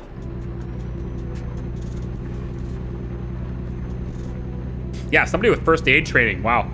What? I wonder what the pay would be. See, thing is, like, I don't want to do the daycare because, like, if I send him to that daycare service, like I said, it's going to cost me about $27,000 a year. You have to pay it in advance. You have to go like 6 months at a time, or I think they do it quarterly. You have to pay quarterly, so like 3 months. There's different plans, so you can do it monthly, but it's more expensive. You might as well reserve it for longer times. And then it's like highly competitive because they only can take so many kids in that facility at a time, and so when they're all filled up, then they just jack their rates way up. And so every time somebody leaves and you want to fill that spot, the rate's way higher because supply and demand. And so it's like 27 grand a year. It ends up being like 2,200 a month or something if you factor it all up. But if you do the math on that, though, that's actually not bad for hourly. If you think about it, I'm paying them about $12.70 or so an hour. I think is what it was, $12.70 an hour. So having a babysitter come over to my place and watch my daughter, if they're charging me more than $12 an hour, per hour, they're actually more expensive than the daycare service. But I get the benefit of having less hours per day, more flexible. It's at my house. I don't have to drive her over there, etc. But it's still, it's not so much the per hour rate. It's the amount of hours you need. Oh boy, my wheel just came off my desk. Ah! Hang on. Ah! Okay, I knew it wasn't fastened all the way. Hang on. So I have a curved desk. This is my main problem with this wheel right now. If you have a curved desk, the wheel's gonna be a tough thing. I barely make it fit. Here we go. Right, like. You know what? What if I sit this way?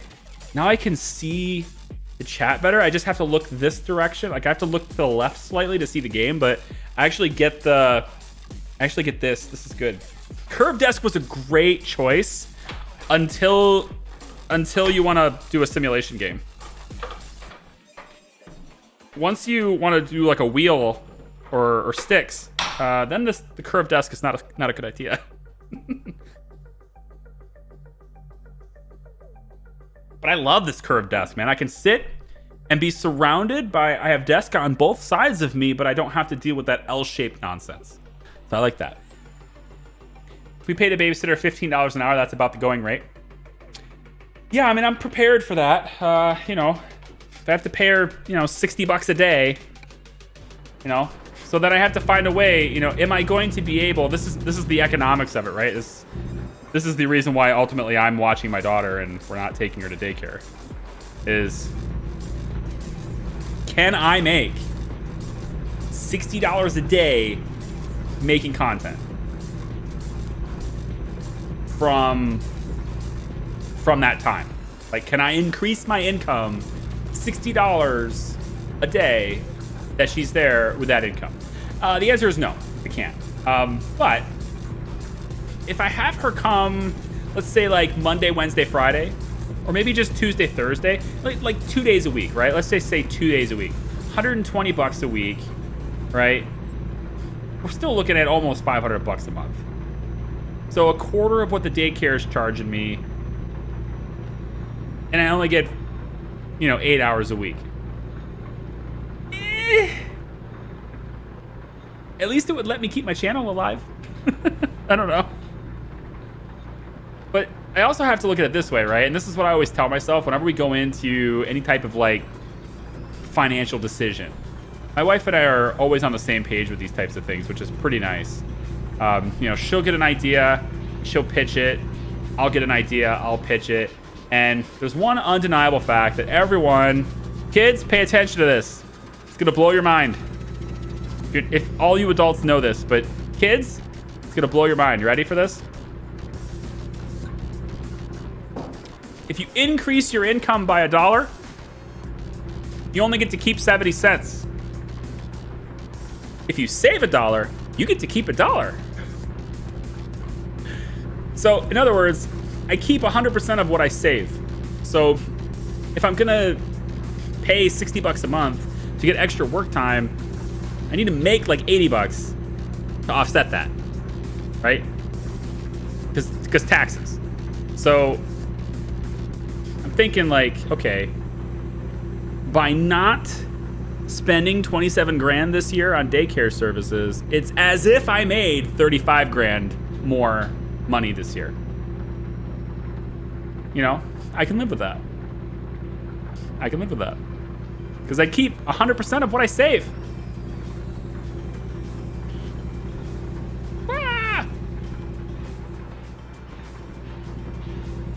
This is beautiful, by the way, where we are. I want to just... is this the Colorado? Is this Rockies? I think we're in the Rockies. I think I recognize where we are. It might not be the Rockies, but I think it is the Rockies. And look at how much money I have now. When we started this trip, I had like 35 grand in the bank. I got 116,000. I got so much more money now. And if you're just joining us and wondering why that is, so every time I get money in this game, I spend it right away. I don't spend it, I invest it, right? And so I have, for example, I have 11 trucks. And each one of these trucks has a driver that I've also hired. So I have people, I have more than one truck, and I have drivers driving my trucks and doing other jobs and paying me daily profits. So while I'm driving my own jobs, they are driving their jobs too. And so every time I get more money, I invest it in a new truck, I hire another driver, etc. And that's kind of what's happening there. So I'm able to make money. I'm able to make money that way, which is nice. Businesses don't have children. What?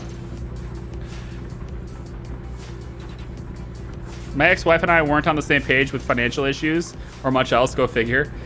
Being on the same page with financial issues is a very important thing. Yeah, it's to staying together. I think financial things are, I mean, I can't speak for much experience beyond my own, so I'm just speculating here, but I imagine with the exception of like, maybe with like the exception of sex, aside from that, I feel like finance is, up there with like the things to be on the same page and be satisfied with, as far as, with your significant other. I feel like probably the single biggest problem between marriages is money. But then you also get like celebrity breakups, and you get all the rich people who, have problems too, which is why I put sex up there, because if it's not money, it's definitely sex. That's the reason why you break up. So I get it. It's one or the other, man. Okay, let's I'm trying to stop. Oh boy. So my wheel keeps coming off because when I hit the brakes really hard to try to stop, I'm actually pulling on the wheel. I find myself pulling on it. Like actually putting a lot of pressure back towards me. So that's why the wheel's coming off. It's because I'm pulling on it. It's my fault. I need to move my pedals too. Come here. Over there. I know you're on the carpet. They stick really well on the carpet. If Clint wanted to know, definitely don't play with like a hardwood floor or anything. Like have carpet under you. The pedals they're sticking on the carpet pretty well. I don't notice them really sliding all that much. But I will say though that my desk has that privacy board or whatever you want to call it, like on the way down. So there's wood, you know, along the floor, and the base station of the pedals are up against that wood, so they're not gonna slide. But they weren't always that way, so they did slide a little bit, I guess. But I think the carpet is definitely a better choice than carpets are definitely a better choice. Damn, I'm glad that we have financial. Yeah, see, it just came off again. I keep pulling the wheel back at me. That's the main issue now. I'm pulling the wheel back to me. I think that might just take like extra practice to not do that. Or it's because I have a curved desk. Is the reason why it's coming off. But this is like, you know, my first time with this thing. Maybe I need to clamp it down tighter. We'll try that. Clamp it down tighter. See if that works.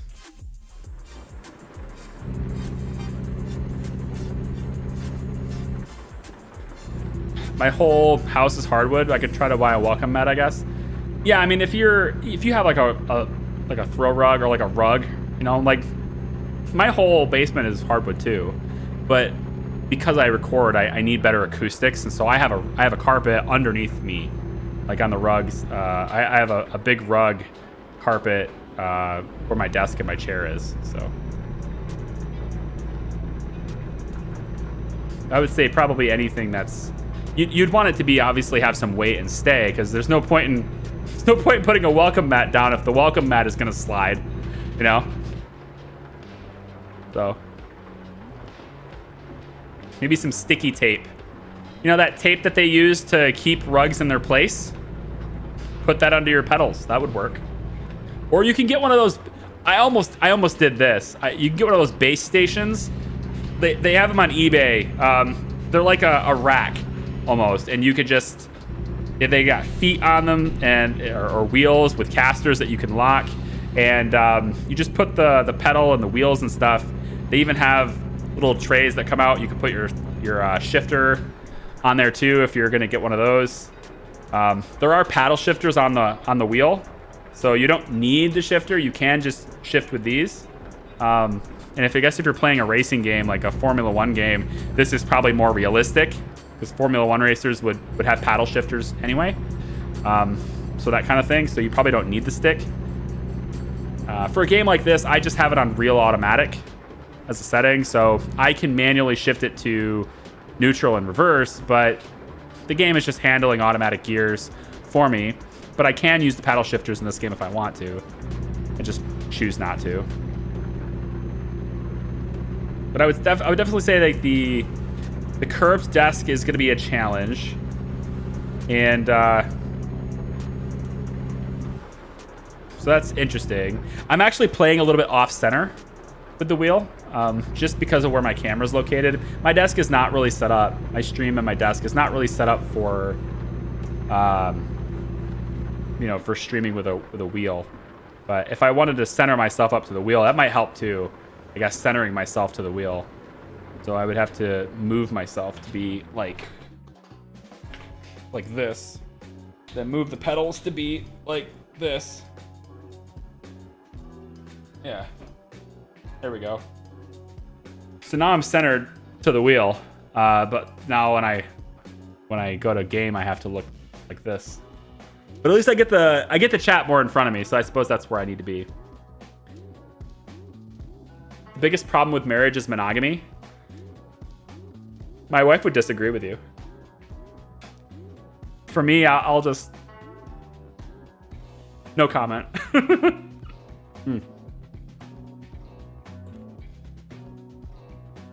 I will say that I have never not been monogamous.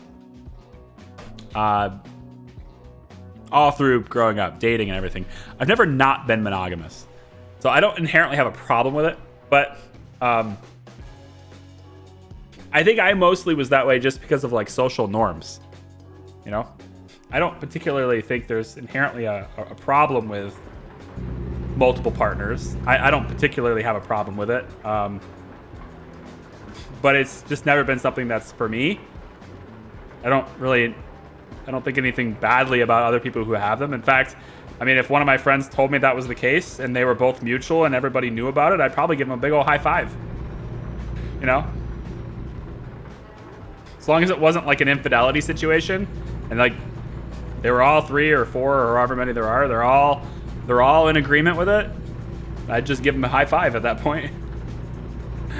Oh, yeah. But never not been. My brain's working on that. Yeah, in other words, I've always been. Always been monogamous, yeah. But I do know, I have some friends. I have one friend, I guess, not some friends. I have one friend that is... Really? Dude, you cut me off. Are you kidding me? That's not my fault. Dude, that guy just cut right in front of me. What am I supposed to do about that? What an asshole. Oh, what a jerk. Oh, I have to... Oh, I cut my wheel off and everything. What is this? What is this game doing right now? Who built this? Whose problem? Like, you just, like, there's no reason to change lanes. You jerk.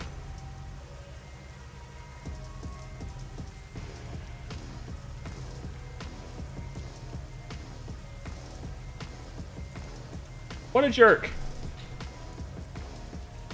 Are you backing into me now? Did you... Get the hell out of here.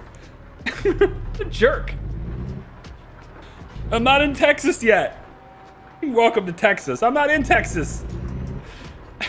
He's just an asshole. He's just an asshole. He cuts right in front of me. Ugh. Damage at 7% now. That's like a $5,000 repair.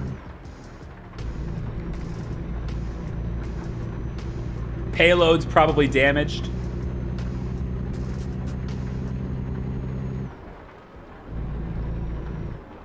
I don't even know how he stopped that fast. This is a heavy truck going downhill. I don't know how you stop that fast. What a jerk. Now my delivery is going to be late. Because, like, I have to sleep again. You know? The game's going to make me sleep again, so... Delivery's going to be late. Because I slept too many times. That last rest stop, I slept too much. I should have got off at this exit. But maybe I'll probably get penalized for not sleeping or avoiding sleep. You get penalized for that. Have you ever seen the game before? They penalize you when you don't sleep. So over on the right side, you'll see that little bed icon. It's red next to my fuel gauge. And when that goes red, it means I'm tired and I need to take a rest, right? And if I don't take a rest, then I get fined for avoiding sleep, which is a realistic thing. I mean, you're supposed to take a break every so often with the game, but I feel like, and I know you'll get in trouble for it. I get it, but if I'm like getting tired, right, and I need to take a break, but I'm an hour away from my delivery place, I'm gonna drive and deliver my payload, and then the truck, they'll yell at me because my timer went over or whatever, and I'll get in trouble and I'll lose my license eventually. client will get their stuff on time. That's why you turned off tickets. Nah, I'll leave them on. You make enough money in this game to where the tickets aren't that big of a financial deal. Like, they can give me like $20,000 worth of fines. Jesus. They really hit the brakes harder than I can. They slow down way faster than I can slow down. Of course, he is a small car, so that makes sense. But I feel like that truck whipped in front of me and then stopped on a dime.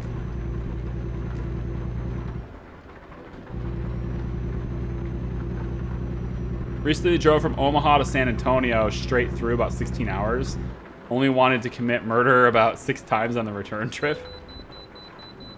Every single way station I've had to stop at them. Every single one.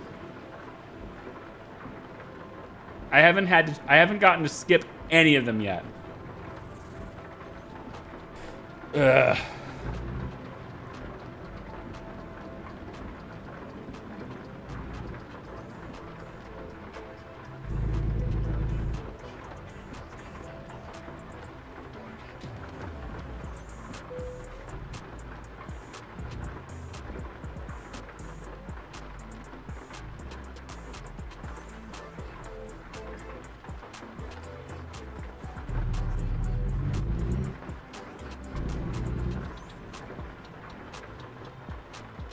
Sometimes I just take the fine the hell with way stations. I probably should have, because it would speed me up and get me to my destination. Because at this rate, I'm gonna have to give the way station, but I'm also gonna get fined for being tired. I'm not sure what's worse, being the fine for skipping the way or the fine for being tired.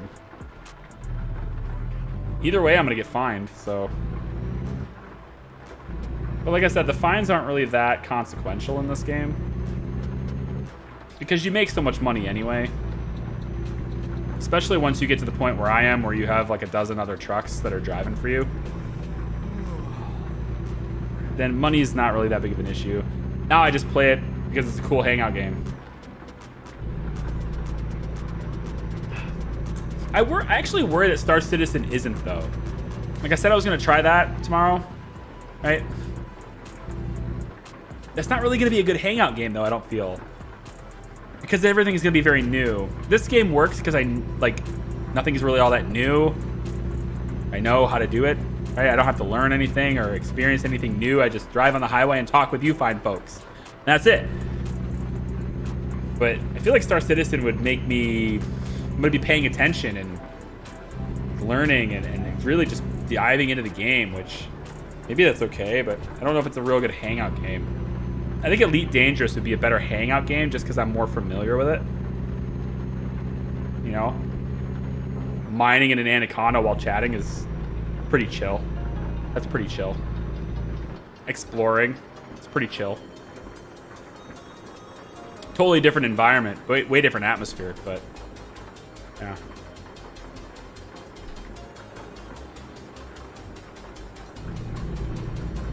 Lucky you didn't get a fine for truck damage. No, it's my truck. They don't fine me for the damage to my own truck. But I have to pay for the repair. So in a way, I'm getting a fine for damage in my own truck. You know what? Screw this. I'm gonna just take the fine for being tired. I'm an hour and 20 minutes from destination. I'm skipping the sleeping, okay? Although... what does it say? I have 7 hours to my 7 hours to my deadline. How long do you sleep when you sleep in this game? How long do they make you sleep? Is it a 6-hour nap? I could technically avoid the fine and get it there on time if I sleep and then drive, but I like how it's 7 hours, 8 hours, 10 hours. Okay. So there's a high likeliness I'd be late. I'd rather get it there on time than be late. I'll just take the sleep feel. I'll just take the sleep fine. 8 makes sense because it's exactly 1/3 of a day. It just seems like a nice round number they would settle on, you know. third of a day sleeping.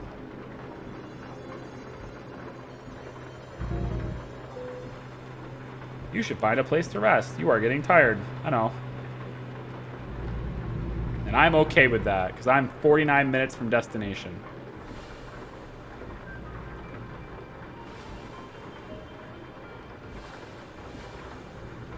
I need to get Stream Elements to shut up about backseat gaming. Yeah, avoid sleep violation is $200. That's not that big of a deal. I can live with it. These guys are just... They love hitting the brakes on me, though. Like, what in the world are they slowing down for? You guys are crazy. They love hitting the brakes on me. Shit, now I need to get off the exit. Coming over. Oh, now you're gonna find me $400 for... And $1,000 because I hit that car with my trailer. I'm coming over. I didn't know my exit was coming up, all right? I swear I'm not this bad of a driver in real life.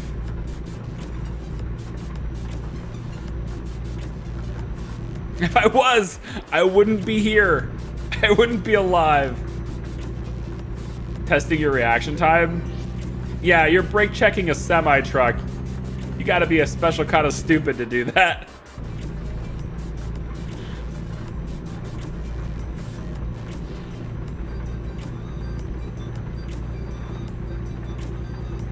How to lose your life in 60 seconds. Cut off semi-truck. Brake check him. See what happens. Another $200. Okay, the fines are really starting to rack up now for not sleeping. I feel like they should be fining me after I avoid the sleep. That would be fair, because there is no sleep station, okay? If I skip one, then fine me, but I'm not skipping any. There's no more, there hasn't been one since you started fining me. It's all right. My delivery will not be late, and that is more important, in my opinion. In my client's opinion as well.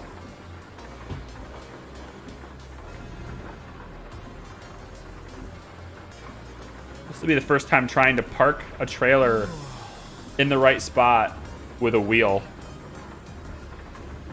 I feel like I'm gonna do horribly. Oh boy, that was a steep decline. Go, give me a red light ticket. Go ahead, do it. Go ahead, do it. No, not gonna do it. I lucked out there. There's always a cop on these stupid lights. All right. Let's see what we got here. Other than more non-sleeping fines as I try to park this trailer.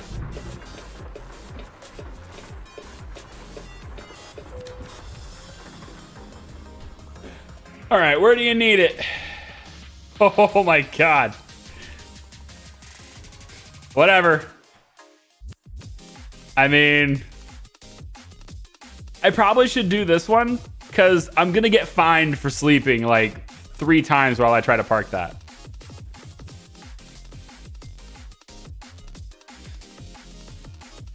I'm not gonna be able to park that.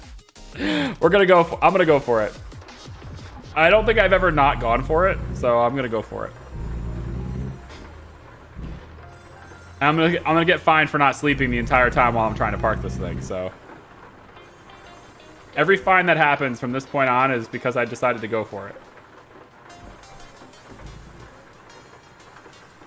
Oh boy.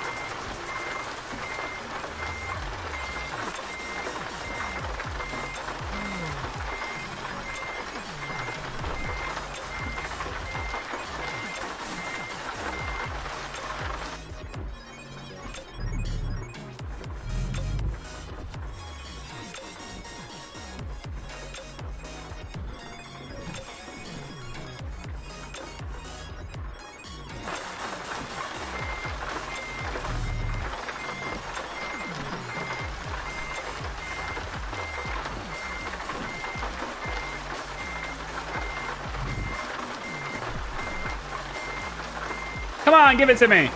It's close enough. Yeah, baby. Close enough. I will say parking trailers is actually way easier with a wheel than it was with the keyboard and mouse. Because that was like usually with a controller. When we were doing it with a controller before, that would have been a challenge. With the wheel, it's actually much easier. So I'll give you that. I need one more bottle. But yeah, urgent delivery bonus. See? That was worth it. Because experience is the only thing I care about now. Skills. We can max out fragile cargo. Just-in-time delivery. I think... Isn't JIT more valuable than this? 12% higher reward. Finishing important delivery. 20%. So it's a 5% increase in the reward for finishing the urgent delivery as opposed to the fragile cargo, which gives me a 5% increase for delivering the fragile cargo. So I think it depends on like which one I'm doing more often, right? I guess. But I guess I could also go after the hazardous cargo and get toxic and infectious substances. That sounds like something, with as many crashes as I had, this sounds like something I should have. You know, the right to haul, you know, toxic and infectious substances. Poisons, substances harmful to human health, for instance. Potassium cyanide. Oh, yeah. Biohazard, infectious materials, virus cultures, used in needles, etc. Definitely, that sounds like me. Okay, cool. Job market.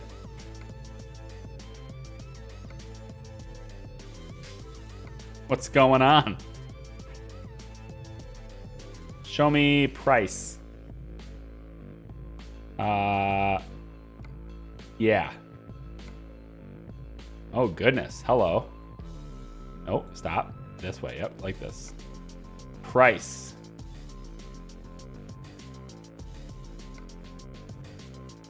You want me to go all the way through to Colorado? Pay me $43 a mile. Okay. Or there's the really heavy haul. I get the wide load, right? I get high value cargo, articulated trailer. This is like massive per mile, but it's a very short drive. But very high per mile. At least they don't offer you radioactive material. At least they don't offer me radioactive material so far. This is a very high rate per mile. I'm gonna do this one. I already know my truck is good enough for it. I got the best truck. Although, I'm not gonna accept the job. Oh. Go and drive. The pedal goes both directions now.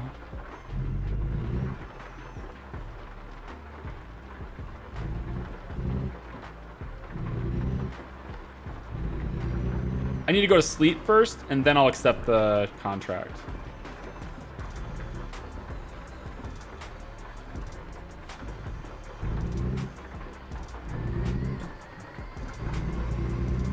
I know I'm getting tired. I'm gonna go to sleep. I swear.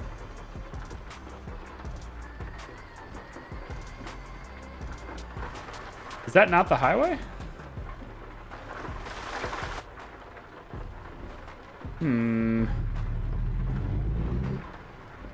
Okay. Guess I'll get fined even more money.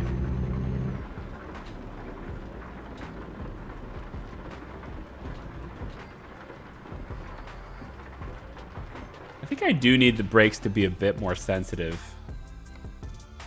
I think the brakes are not sensitive enough for me. Let's see. Brake axis dead zone. 0 dead zone.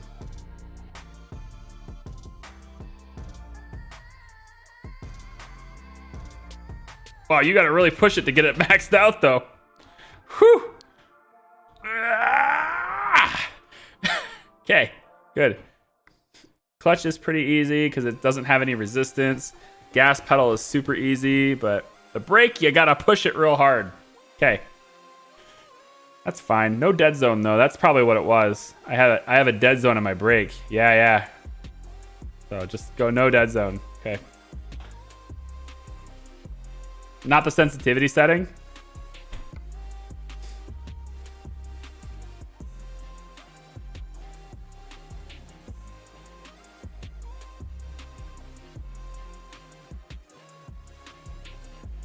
Where is the sensitivity setting?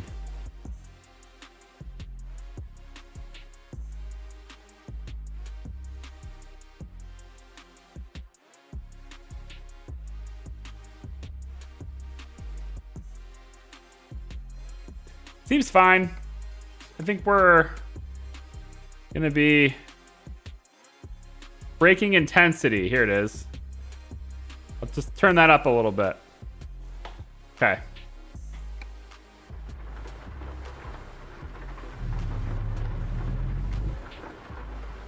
Oh yeah. I can feel it. I can feel it. That's gonna be... Oh yeah. Definitely better. No, dude. Can't you see I'm backing up? Come on, man. Can't you see I'm backing up here? What are you trying to do? Huh? You're just getting in my way. What a jerk. Where are you going? Why is he following me? Let me guess, you're gonna ride my ass now. Is that it? Okay, he's right behind me. They're all right behind me now. Ugh. Will you just get away from me, please?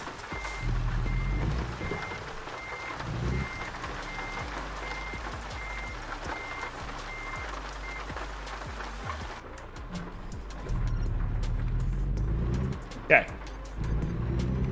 All good.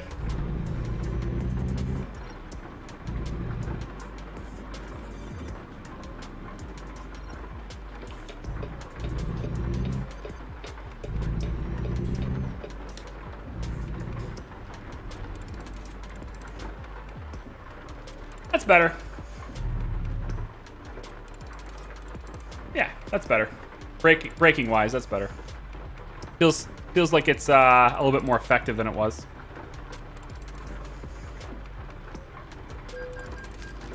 I know, I'm not sleeping. I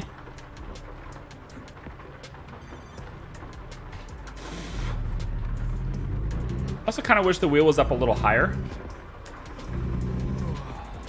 I know I say that now, but I think maybe my hands would maybe get tired being up here. I don't know. You can kind of rest on the wheel, so it's not necessarily the case. I could always just lower my chair. That's the thing I can do. I could just, you know, come over and... Oh! I could just lower my chair. That does raise the wheel relative to me as a driver. So, okay, we'll do that then.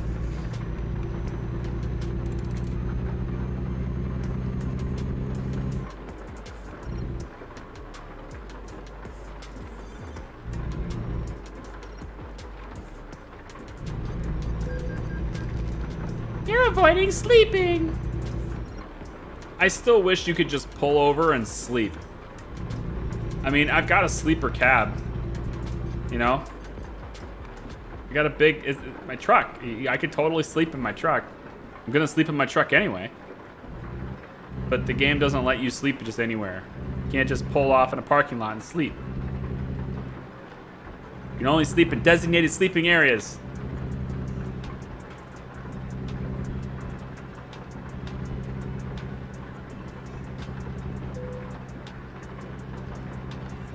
Dan, you're not late. A wizard is never late. They arrive precisely when they are meant to.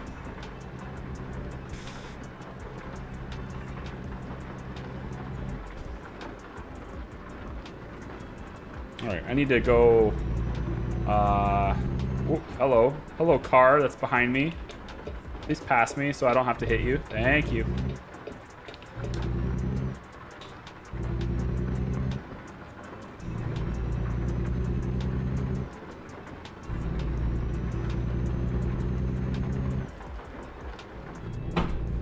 Need this wheel to stop moving. Stay on the desk. Damn curved desks. I should just get a sim rig, you know? It's a dedicated rig with its own monitor, its own seat, everything, you know?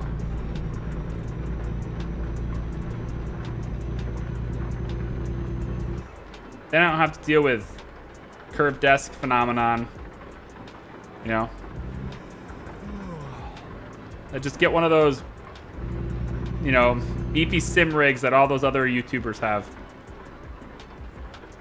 I was reading chat. I'm sorry. I almost hit that guy. Good thing I adjusted the brakes. Oh, damn it. I was reading chat. My fault. Can't read chat while taking an exit. It's not a good idea. Hello, Charlie. Nice truck. What's up, Epic Mad? Nope. Sorry, I did that backwards. I guess I'm part dyslexic. Mad Epic Gamer. Welcome in. You don't know the half of it. My truck is pretty fly for a red, white, and blue guy. I have a very patriotic truck. Very America.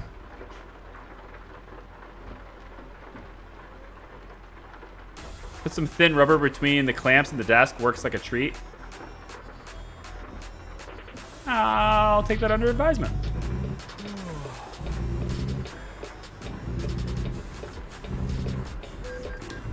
$200. I've been fined like three grand so far for not sleeping. Wait. I was supposed to go right there for the beds. Don't follow the GPS. Dumbass, don't follow the GPS. The beds were over there.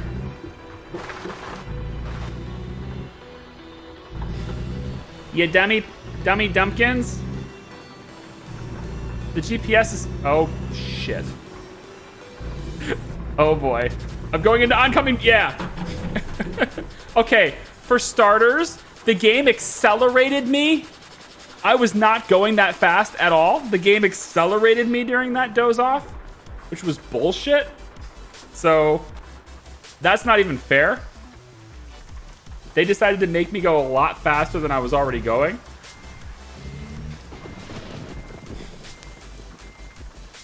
Yeah, I got a lot of repairs to do to this truck now. So that's great. Can I finally get to a place where you can sleep before they find me again? All right. You're getting tired. We're gonna make you crash again. Where the hell is the beds? Right there, this way. Beds are over here. You better not be a garage I have to pay. Oh, it's on the other lot. Ugh. Oh, come on. Quit it. Oh my god, this is ridiculous. I just hate how they do this. This whole dozing thing where they accelerate you into something is just insane. So ridiculous. I might as well get fuel while I'm here. I'm already here. Just get the fuel. Probably slept with your foot on the pedal. I didn't even have my foot on the pedal.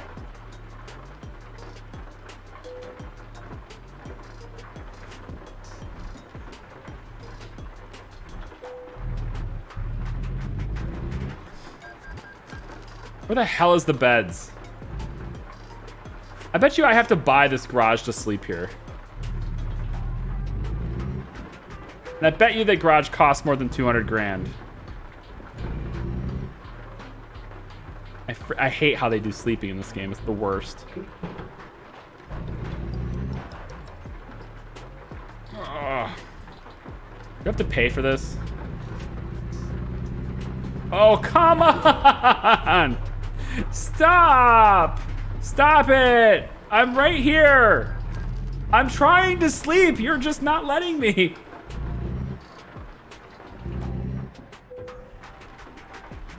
Engine malfunction. Well, I might as well get it fixed while I'm here. After I sleep. Can I please sleep now? Come on. Thank you. Okay, we're good now. Everything's fine. We got a nap. Now we need to fix our truck. We got tons of damage.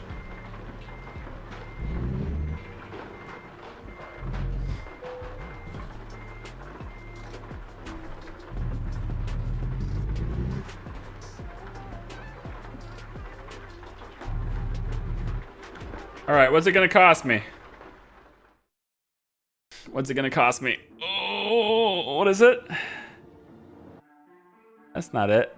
Don't tell me it's 880. Oh, I see. I got $28,000 worth of damage, but I got insurance. I'm paying for insurance, so I only pay 866 bucks. My rates are gonna go up. 3% co-insurance. That's cheap. All right. Seems cheap. That's a lot of damage. It was about, what, 35%? Yeah. I did have a lot of damage. All right. Well, we're rested. We got full fuel. No damage on the truck. Let's look for a job. Same job we had before doesn't look like it's available anymore. That's what happens. People take the jobs. There is, though. There's one that pays me really good per mile. This one's still there. I want to get that hazardous stuff. Price per distance. The best one is the wheel loader. Take it to Salt Lake City. Not too bad. This one's technically more per mile. It's way shorter distance. This is one of those urgent deliveries, yeah. High value cargo, standard delivery. All right. Well, let's go ahead and take this one then. It's good. Mordecai! How you doing, man? How you doing with your driving rig? I've had more accidents today than I've ever had in this game. I've hit more things than I've ever hit before. It's like the wheel has made me a worse driver, but I'm much better at parking with the wheel. So there is a you know, there's a prize that goes along with that. What's this? What is this? I want to know what this is. Driver recruitment agency. Okay.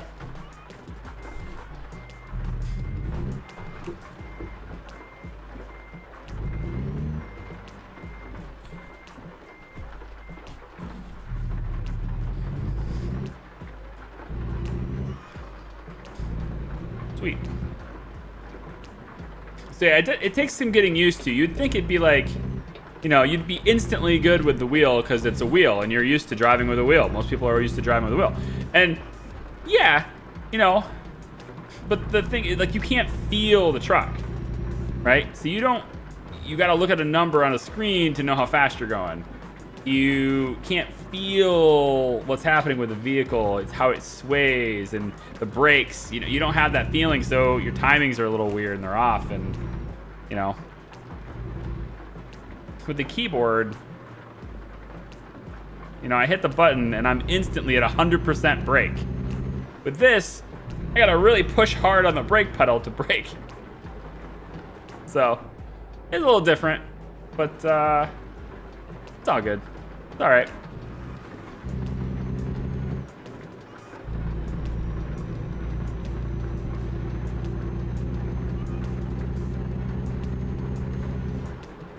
Imagine seeing a truck pull up in front of the agency and then immediately pulling out. Well, they're not open, but to that I say, let me walk outside the vehicle and we won't have to do that. Let me walk around. Yeah, I'll park the car and get out.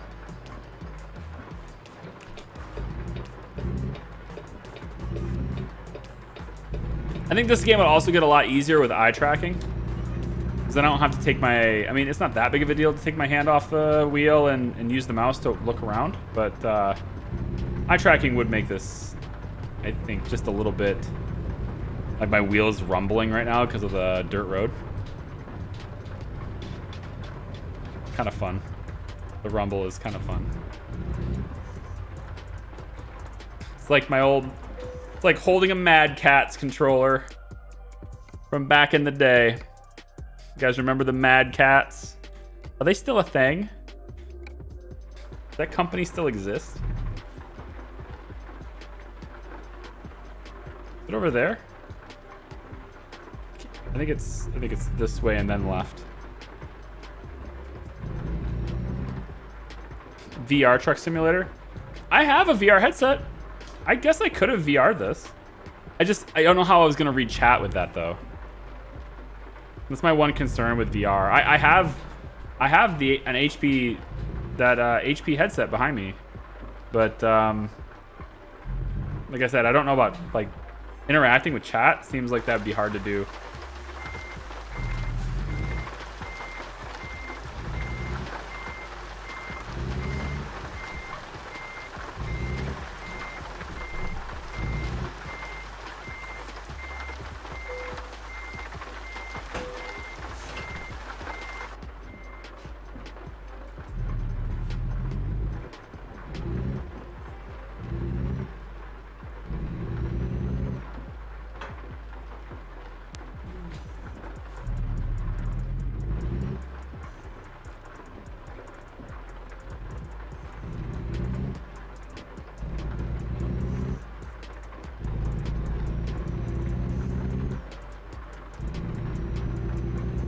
I have a Mad Catz, by the way.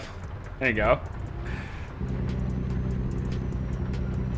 So I really don't need one of those driving wheels that are like $500. I mean, what are you gonna play with? What are you gonna play with your wheel? Playing this game? No. You know, but if you're getting into like really hardcore racing stuff, like, you know, maybe you're doing like iRacing or something, and you're getting really serious into it, then I guess so. But I think the only real benefit to that is the way the force, right? The way the force of the wheel works. The driver in it, I guess, is probably the big thing, I guess, that's different about those. But this is the first time I've ever used a wheel in any video game, period. This is like literally, I am breaking my driving with a wheel cherry right now, right? That's what this is. I've never used a wheel in a video game. Except for like in the arcades, okay? Go to an arcade, then okay, fine. But, you know, those kinds of games. But other than that, this is it.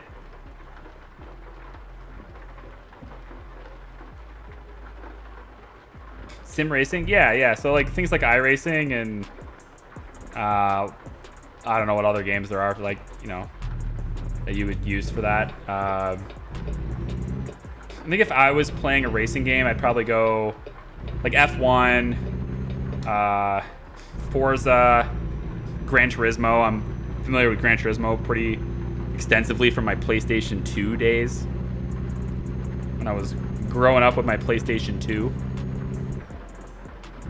Growing up with, I got that my junior year of high school.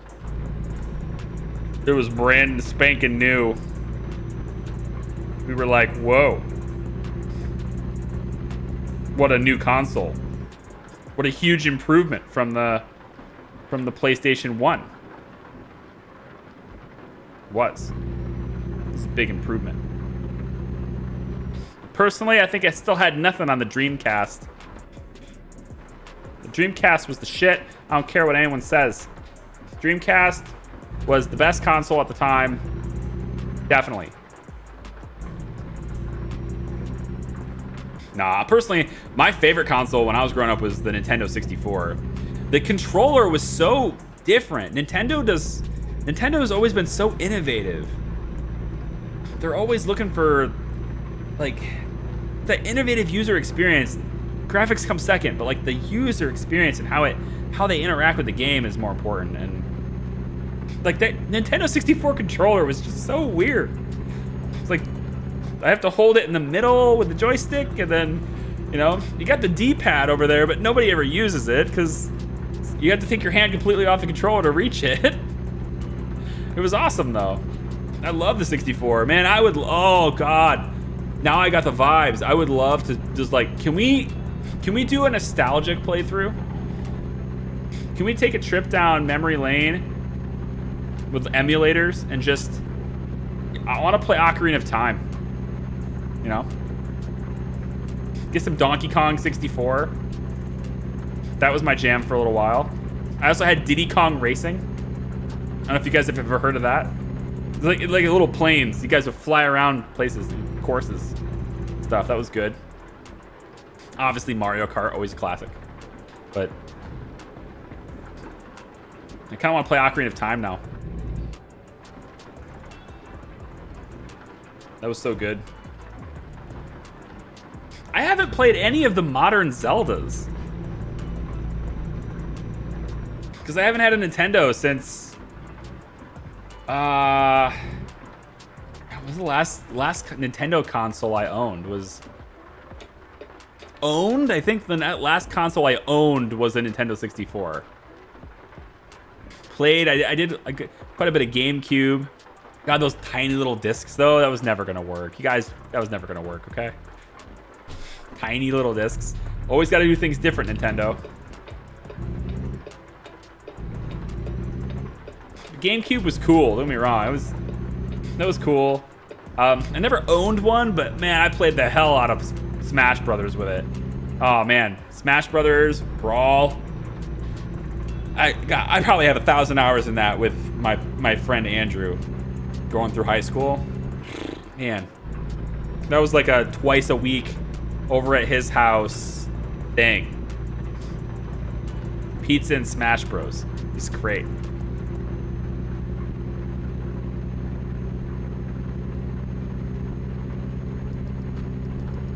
What else did I have, man? Super Nintendo. Not Super Nintendo. I had that. 64. F-Zero.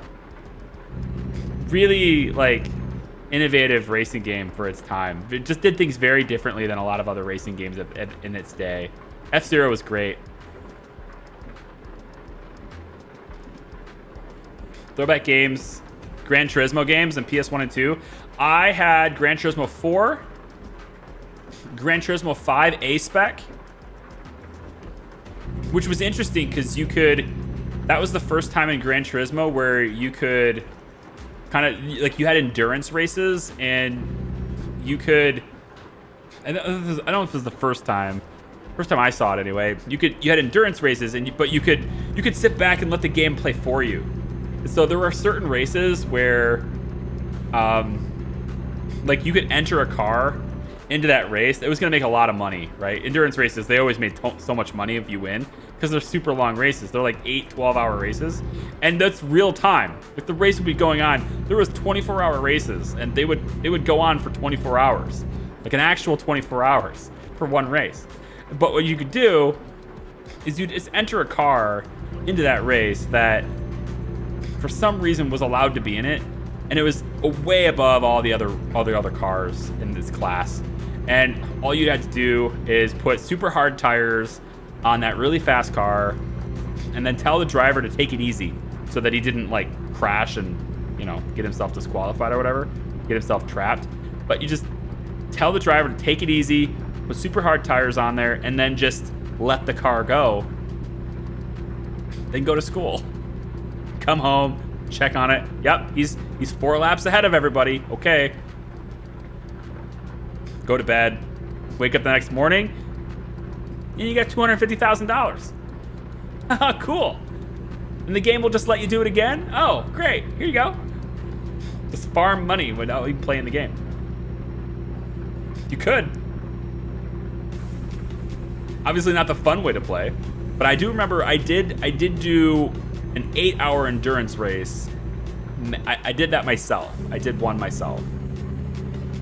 And it was not fun. Which is why I did B-Spec for the rest of them. It was just kind of like, okay, cool, I got the point. You know, we've got you know, we've done plenty of laps. I get the point now. I'll let the game take it from here. Already done 20 laps. I don't need to do another 80. Remember the 24-hour race on PS1? Man, my brother had no memory card. Oh, right, the memory card space. Right? The memory card. Swappable memory cards. Or like the Nintendo 64 controller, right? Where you had the cartridge in the controller. You had to put it in the controller. Game Shark. For the cheats. You remember the Game Shark? Put it in the controller. No, the Game Shark would go in the slot, and then the game would go on in the Game Shark. So you could run cheats. Oh god. All the kids in the audience that are like, I don't know, 25 and younger.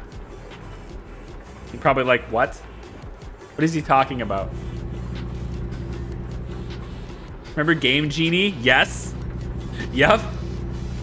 I remember, yep, Game Genie. There were some other websites that were, I don't remember what their names are now, but all the websites where you could just, so many cheats. Like the down forward X, you know? Like the Sims 1.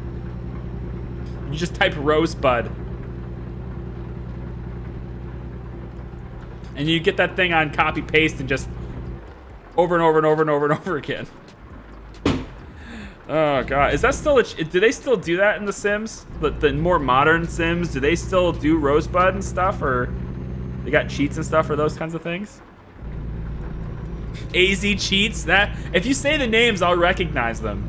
But I don't recognize them without seeing them. But yeah, for sure. Game Genie was a thing. And Game Shark. Yeah, you remember the Game Shark? Yeah. As someone that had blood clots in both lungs. Whoa! Please take frequent breaks when sitting. ICU isn't fun. What? Oh, you're talking to me? I'm good. I'm good. I get plenty of exercise. I don't sit down for long periods of time. I just got up and got a beer a couple minutes ago. Or an hour ago, however long it was.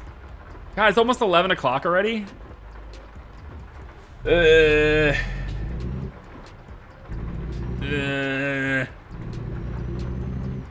Super cheats? That sounds familiar.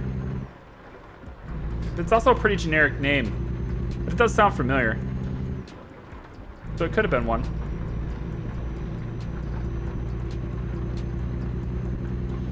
What was your game of choice for cheating? Oh, we're talking about an 8-hour endurance race. Oh, yeah. 8-hour endurance race, of course. I didn't even do that in one sitting though. I mean, I think I was like, what, 13 years old? So I would start it at like 5. Then my dad would tell me, hey, I need the TV. I want to watch my Westerns now. Oh, well, I'm going to go through it. Screw it. I wasn't paying attention until it was too late. What was your game of choice for cheating? Tell me the game that you were a big filthy cheater on. I remember one of the fun ones I had was with the Game Shark anyway, was The Legend of Zelda Majora's Mask. I just like right away, I was just infinite. I had so many hearts of health, all the best weapons, There was no dawn of the second day, okay? All right? The masked man is done. First day. Just beat the whole game in an hour.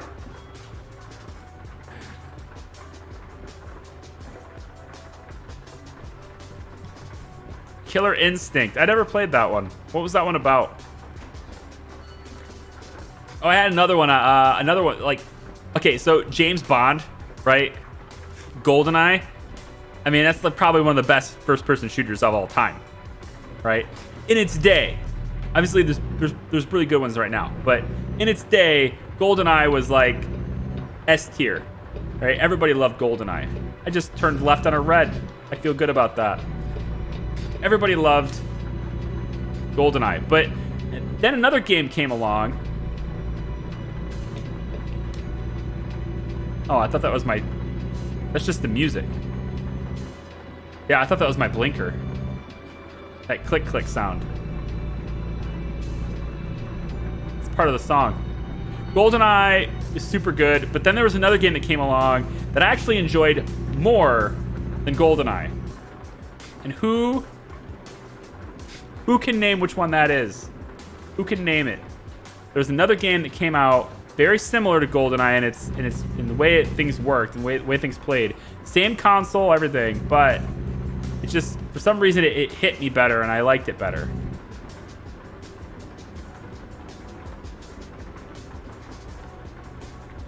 I wish they'd bring it back. Like a more modern... Yeah, GoldenEye got remastered. I think this one got remastered too, though. I want to say this one got remastered as well at some point. Perfect Dark, Nate, you got it right away. Yeah, Perfect Dark. I think it got. Didn't that get remastered too, as well? Metal Gear. Metal Gear was good. I don't think I ever played the original one. I didn't get into Metal Gear for a while. Plus, wasn't that PlayStation? I don't think I got into Metal Gear until I got a PS2.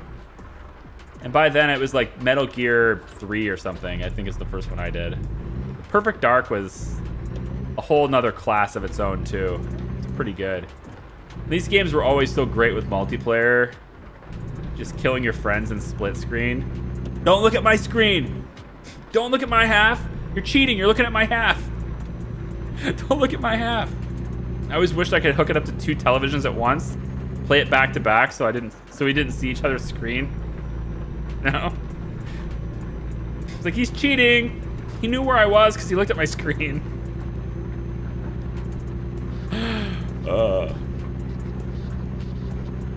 Perfect Dark was a sequel to GoldenEye, but they didn't have the naming rights, so they had to call it something else. It was just, like, had little nuances about it that were just better than GoldenEye. But GoldenEye was James Bond, and so you couldn't really knock it, because James Bond was awesome. He still is. I still like Bond. I've seen all the original films. I remember I was like 16 years old. I think it was around 16. Might have been 50. I was still living with my parents, I know that. So I had to be still in high school. And, what? A Spike TV. Yeah, the old Spike TV. They had James Bond Marathon, where they would have one Bond film every night. It was only one every night, which was really convenient for me because it meant I could, and I did this, and they're still upstairs in my parents' in the attic somewhere. They're stored somewhere. I don't know where, but there are VHS tapes, all the Bond films on Spike TV, commercials and all, unfortunately. All the Bond films are on VHS because I taped them. They're a VHS player. Spike TV.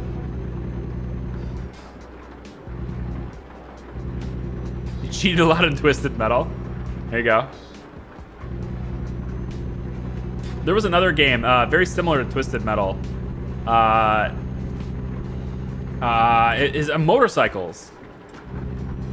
It was a racing game on motorcycles, but you could like kick the other riders. There was like ways to attack the other riders. Road Rash, I think that's what it was called. You could just like I remember having a character that was just like standing up on the bike, and he's like gonna kick the other guy off the other bike. I think it was called Road Rash. That was a fun game.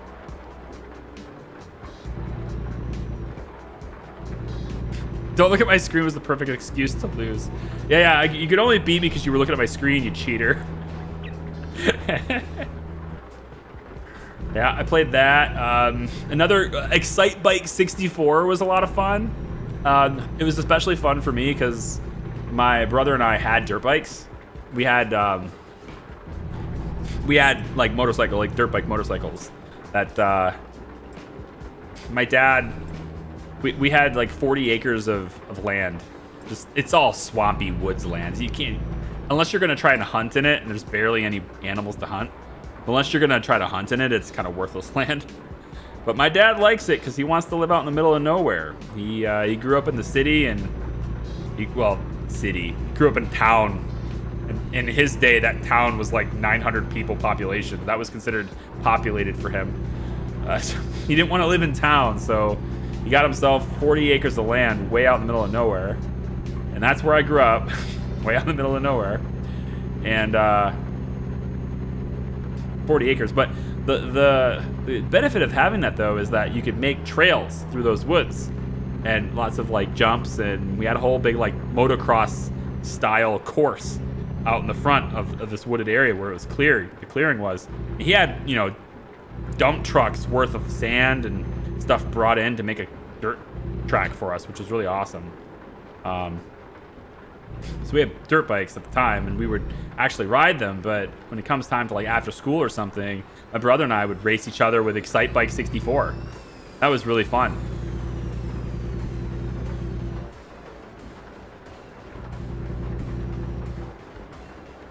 Very difficult not to cheat the split screen. I always accepted it. I would use it as an excuse, like you're looking at my screen, but I was like, look, we can look at each other's screens.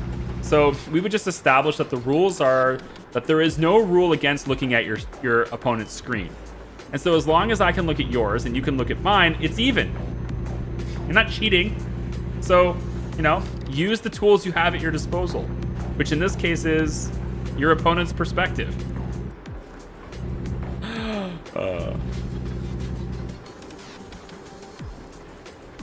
Just got off work. I thought I'd drop by. Hey, Levi, how you doing?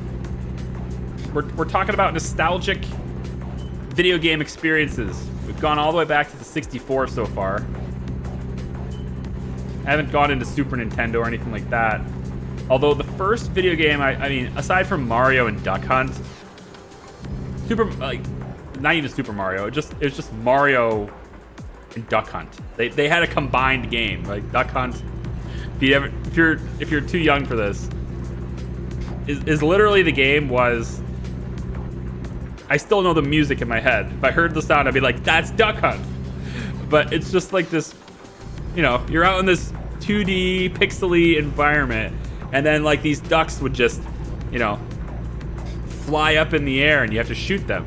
And the controller was like a little gun. You have to shoot the television screen with this little gun. And it was surprisingly accurate to where I was pointing the gun. You know, if I got too far away, then it wouldn't be. But like if you got right up to the screen and you started shooting at it worked. It was actually shooting at, you know, what was on the screen. It was kind of interesting. I still to this day don't know how they managed to, with that technology, to make the gun actually shoot where I was pointing at the screen. I thought that was kind of cool. Yeah. But they combined the Mario on the original 8-bit Nintendo. They combined it with a Duck Hunt game. So I could choose. And maybe it wasn't like this with all versions, but there was a version, that's the version we had, where you put the game in, right after blowing on it, of course. Put the game in, and then you turn it on, and then you can choose Mario or Duck Hunt. Which one do you want to play? And then you just choose the game you want to play in, and you go. And, you know, obviously there was no saving. No saves. Saving the game was a foreign concept, so if you were going to beat the game, you need to do it in one sitting. That works with CRT TVs. Yeah, I can never understand how that was. It didn't work with anything else. Granted, at the time, CRT was all there was. So, Flat screen TVs didn't exist. It was either CRT or the new thing was projection televisions, which is kind of the same thing as what it was anyway.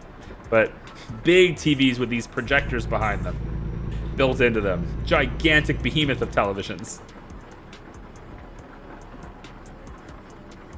And then they started getting flat screens, but yeah.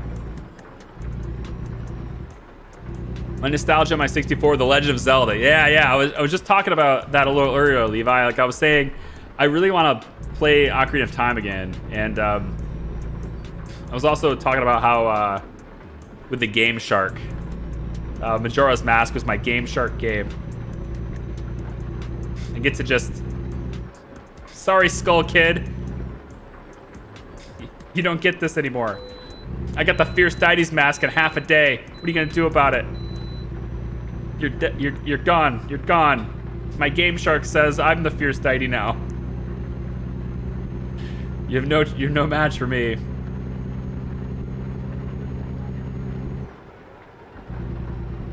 CRT is a cathode ray, so it tracks the beam on the screen. That's interesting. But how does that... So I was wondering how that translates to the actual 8-bit Nintendo, though. How does the Nintendo know where I'm pointing? I suppose it's... I mean, I have to be really close to the television for that, right?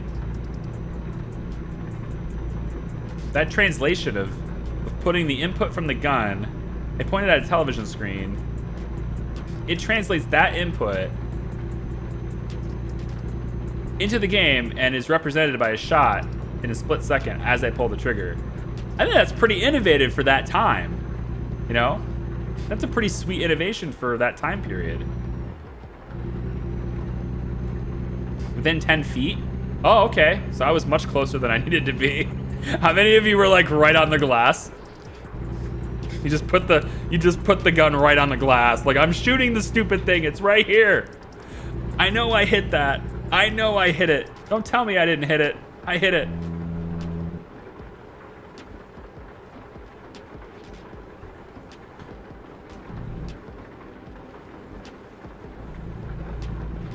Okay, so we're going through, you know, wavy roads with our big haul.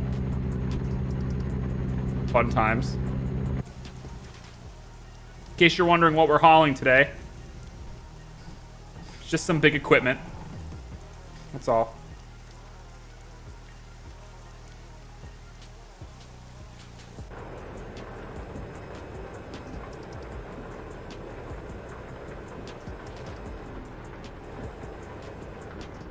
Oh boy. Trying to read chat while I turn. Pokemon games on the Game Boy Color for me. Yes! Took years to complete the Pokedex. Did you, red version? Blue version? Did you have Pikachu following you around in yellow version? I had red and yellow, but I specifically liked red because of the missing no. You remember the missing no? What was that? I forget what the name of the place was, but like there was this spot with red version and blue version specifically. I think they patched it and it didn't exist with yellow. I think that's what it was. But you could get the thing about the early Pokemon games. Apparently that truck back there hit my trailer. I turned too sharp. The early Pokemon games, there was a level cap on them. None of the Pokemon could go above level 99. I think it's what it was, 99.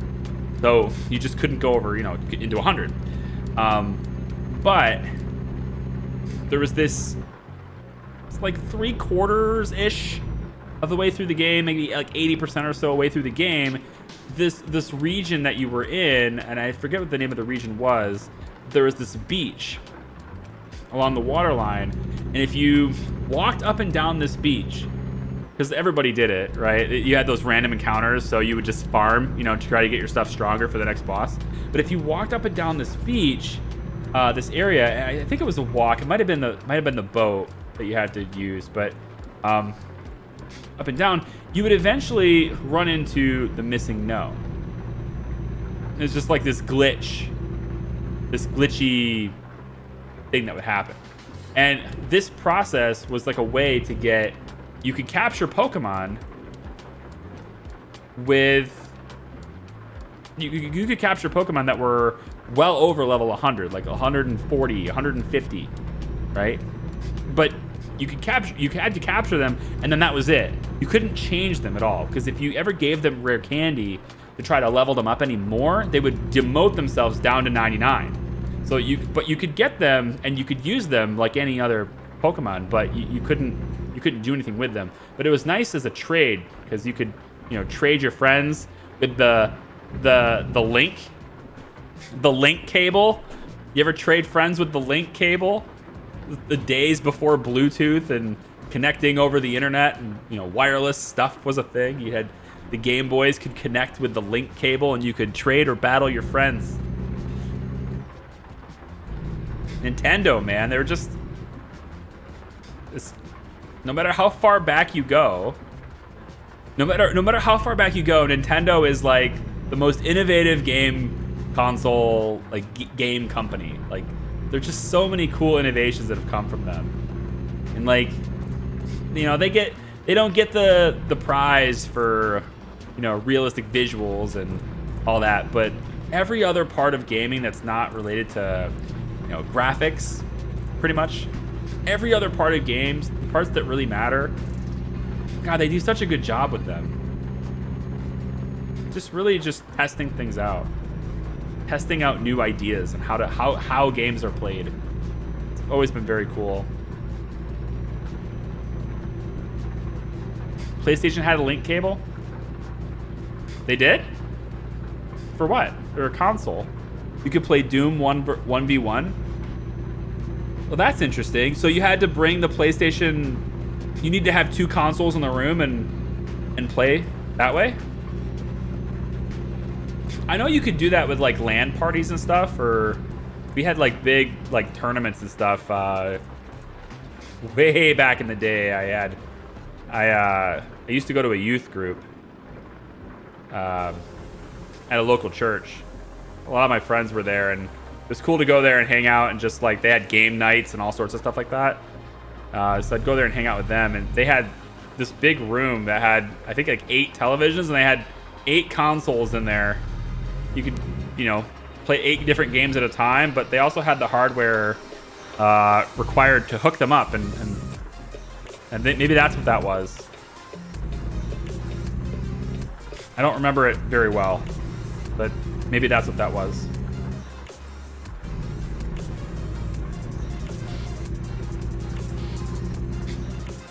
Little port on the early versions of PS2. I think it was FireWire. I wouldn't think it's FireWire, unless my memory serves me wrong, and it may. I thought FireWire was an Apple tech. I don't believe it was. Am I going backwards? I am. Don't flow backwards. I thought FireWire belonged to Apple. What? I didn't do shit. I'm going. Oh, I think did the top of my. I think it did. I think I hit the light. I think I hit those lights. Might be too tall or something. I don't know. It's so weird though, because this is like a required route, so not cool, man.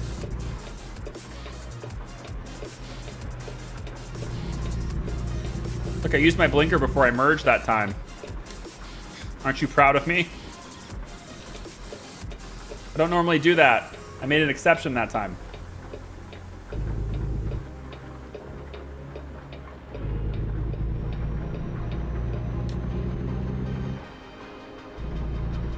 What's up, Ian?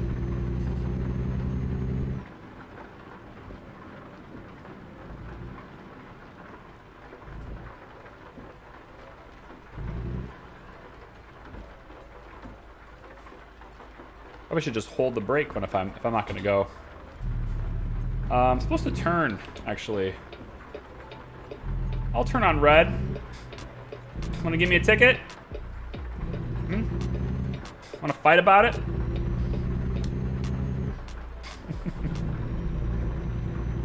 Very impressed by your driving.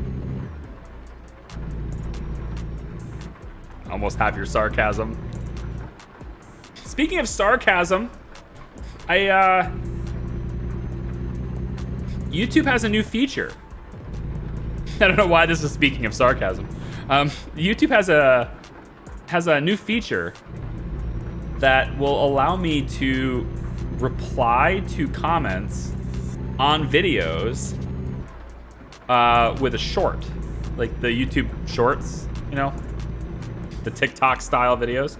They'll let me reply to comments with a short. So, like when I get one of your comments, if I want to reply to it, I can either type the response, or I can hit another button. If I'm on my phone, I can hit another button and I can record up to 60 seconds as an actual response with a video audio, and then that short will be placed as a reply to that comment in the comment thread, and you know the person can watch and listen to that instead of having to read the response, which I think is a kind of an interesting idea to address some comments, because there's a lot of times where I've had this happen plenty of times in the past. There's a lot of times where you know, I'll try to reply to somebody and maybe I want to use some sarcasm, or I want to, you know, quirky sense of humor kind of response, but it's really hard to portray that in text, and they misconstrue it. They think I'm like being a dick to them or something. So there's an opportunity there for me to do it on camera, so that when I tell them how I feel, I can smile while I do, and then they can read it the right way. I wonder what the notification will look like. I think it's just they replied with a short. I think it will say either, rather than saying Charlie Pye replied, it'll say replied with a short or something. I think that's what it was. They had screenshots of what it looks like. I haven't tried it yet though, so I plan to try it out. I've seen it on my phone. I know the option's there already active and ready to go.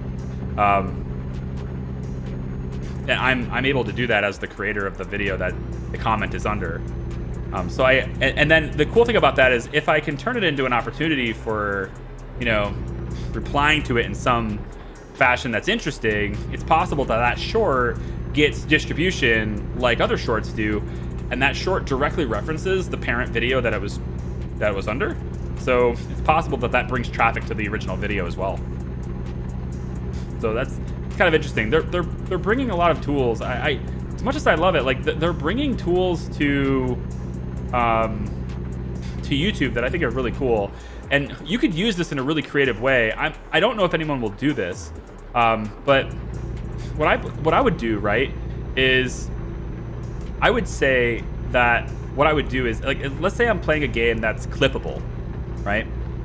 Which I don't play very many, but I'd like to play more games that are clippable. So, for instance, as an example, let's say Subnautica, right? My Subnautica hard mode or whatever playthrough it's a full playlist on my channel.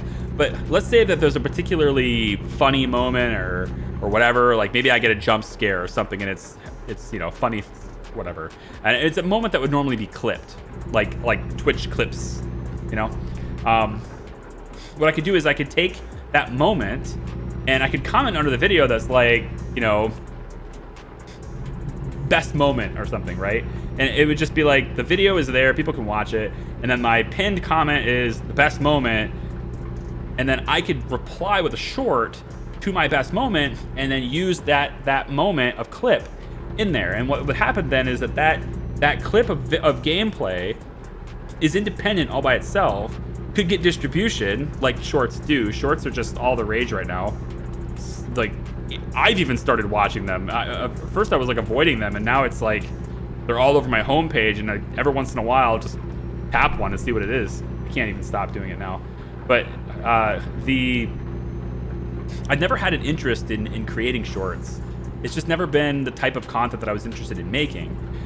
But for clips, it makes so much sense to incorporate it, because as a gaming creator, oftentimes cool gaming moments are just 20 or 30 seconds, not even that length, are usually the moments that people like to share, right?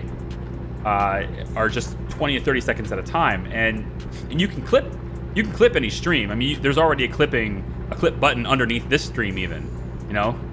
And the clipping functions on YouTube, in my opinion, are superior to the clipping functions that Twitch has, right? Clipping on YouTube is way better than clipping on Twitch. The problem though is like shorts kind of overlap that, and like clips, they're just segments of the stream. They're not edited. There's no editing. You can't add music to them or whatever. To where shorts give you the ability to really isolate what makes that video really good. And I could take a gaming video, for example. I could take that Subnautica stream or that Subnautica video, and I could break down maybe even multiple chunks of it that give like a 60-second summary of what happened in that stream with all the best moments and highlights that go in it. And I could make that a reply under that video is where I'm getting at. And then now I've got distribution of an edited, well thought out and composed short that could gain traction and gain viewership, but it has a direct link to the parent video as well. And so they just cross promotion of your own content. YouTube is good that way. I guess clip is a member thing. No, anybody can clip. It should be under the stream if you're on desktop. If you're watching on mobile or television, it's of course not a thing, but if you're watching on a desktop, the clip button is there and anybody can clip. You can annotate and give context. Yeah, maybe do it for achievements. Yeah, stuff like that. Or if there's like any memorable moments, I could create, you know, shorts that way and put them up there since it has an inherent link to the parent video. There's a chance for that crossover. People could go, hey, those are cool highlights. What does the rest of the stream look like? And they just click the connected link that's there. And it takes them to the parent video right away, which is kind of cool. Yeah. Don't see it on your stream. I see it on other channels. The clip button?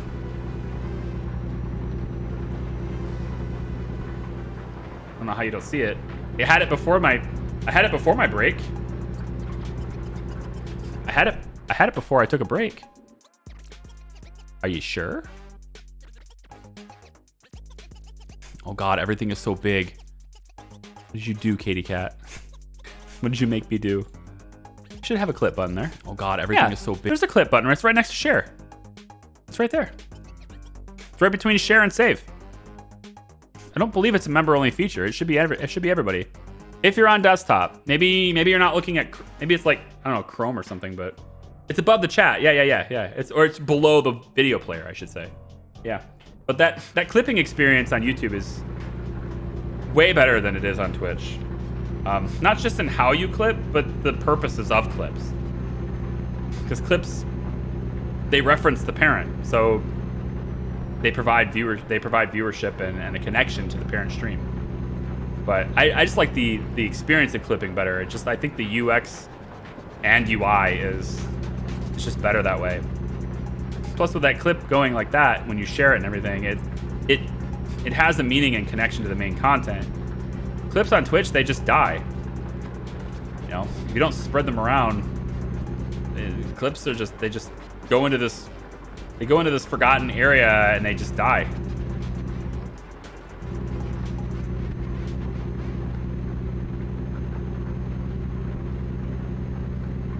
Yeah, as far as I know, the only things that are member, and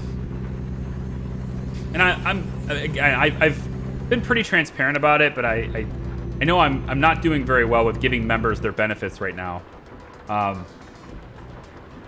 did really well last year. Anyone who's been a member since, you know, September at least, you guys definitely know you've had plenty of benefits for the last couple of months. But right now I'm doing a pretty bad job of it just because it's timing and schedule and everything. But the only thing I know of that's member only is the flare color of the name, the badges, the emotes, and the early access to videos.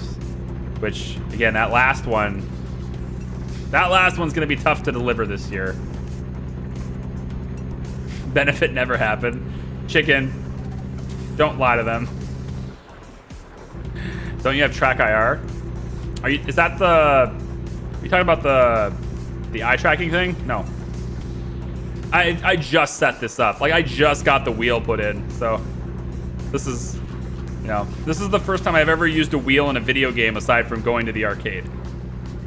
So other than that, before that, I was mouse and keyboard on this game, or I was controller. Sorry, I was on a controller with this game, so it didn't matter. The joystick was fine for looking around anyway. But yeah, not the eye tracking thing. I don't know what you mean then.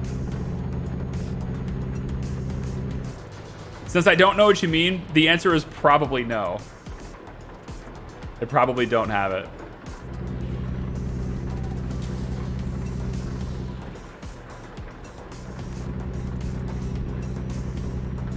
Track error is where you have this sort of headset where you move your head and the game moves the camera.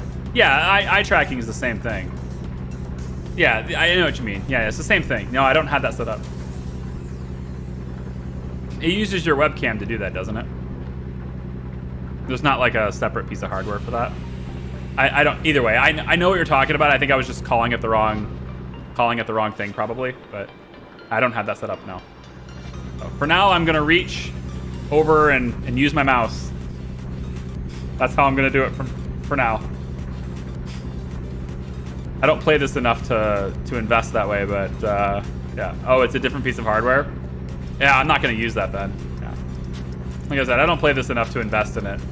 I have a wheel only because enough people told me I need one, and there was enough donations to the stream where I invested it into wheel. So this wheel is basically sponsored by channel members. Otherwise, I wouldn't have bought it.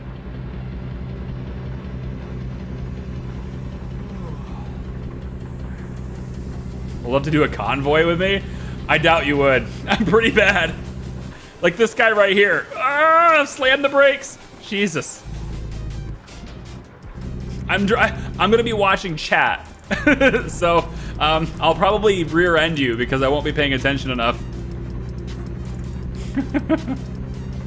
VR should be able to do the same thing. Yeah, like I said, like I have the VR headset. I could put it on and use it with this. It would be very easy to just incorporate VR, but I don't. I want to engage with chat, and I think VR would make it very hard to engage with chat at the same time. You know. God, every single way. They never let me pass the way station. They never let me go. Can I just... There's a place to sleep here.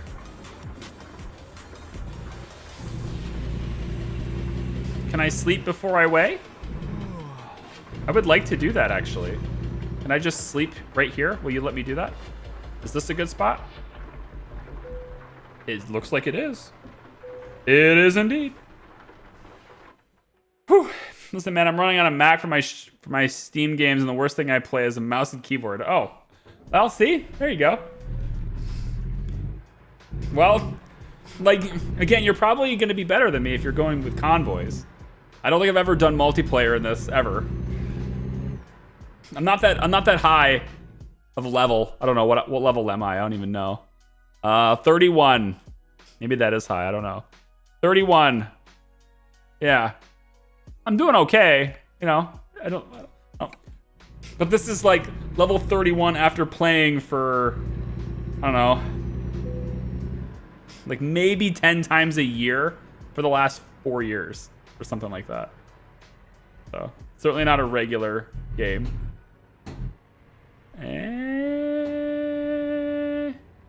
Nope.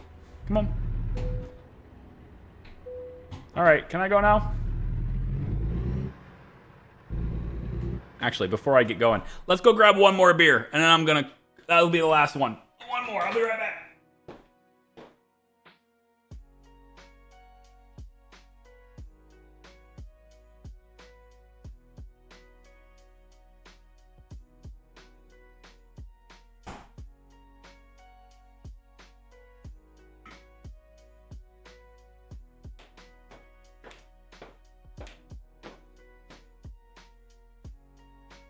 So what should I play if I stream tomorrow?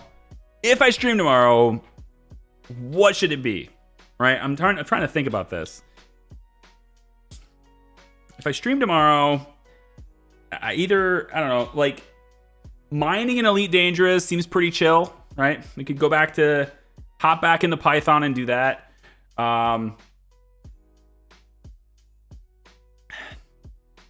I'm not gonna do RimWorld because that's like a long-term commitment kind of game. But I would be maybe willing to start, you know, like checking out Stellaris. I wouldn't need to learn. I've put like 60 hours into Stellaris on my laptop. I think I'm at like almost 80 hours in it now. So I know the basics enough to start and do what I need to do with it. And I've restarted a game like a dozen times, so I wouldn't really need to learn the game. So it would still be pretty chill if I did that. But I might be interested in starting that. I'm trying to check that out, I guess. But otherwise, I think ED is pretty chill. Or we could just drive again, but I don't know. I'm going to be all over the place this year. If you're 80 hours, 60 to spend making your empire, right? Like I said, I've restarted about 12 times already, so... I know, I've probably, like, combined have, like, maybe 500 years of in-game progression. Combined of all the playthroughs, so... Like, I don't know what mid-game and end-game is like, but I'm really familiar enough with early game to where I think it could be a fairly chill experience. I wouldn't need to worry about it. Stardeus, kind of played it already.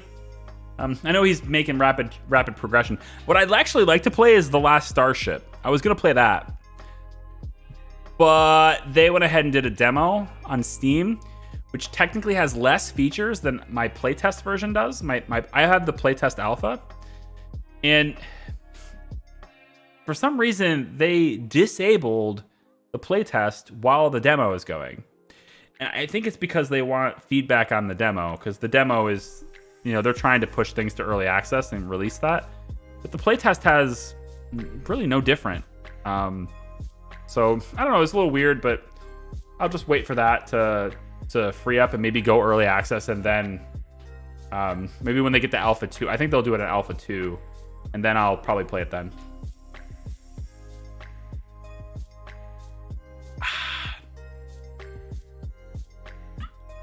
Hard to think of something which you could slow down and chat with. I can slow down anything. Pause. I can slow down, believe me. Ask commenters, all right? There's enough commenters out there that'll definitely vouch for me when I say I can certainly slow down the game. Oh yeah, I'm good at that. Some people think I'm really good at that. Like, is this guy gonna play? Is he actually gonna play the game? I don't know. I go there as no dispatcher of this RP server, so I'm gonna go clock in. All right, see you, Kareem. Thanks for coming by. I don't know about the convoy thing. I don't know. That seems way out there for me. But maybe, I don't know. I'm not gonna. Yeah, Charlie definitely slows down the game a lot. Thanks. It's usually my inefficiencies. Oh, you know what? Oh, here's a game we could totally chill back with inefficiencies. And I also have the benefits of really triggering a ton of people. We could play Satisfactory. Because I've got like, I don't know, 300 hours in that game. People love it. Love the way I make factories. They have such great feedback about the ways I make my factories. That's a backseat game. Satisfactory, man. Holy shit. That's fun, though. I did multiplayer with that for a while. That was fun, but holy crap. Everybody and their mother's got an opinion on Satisfactory.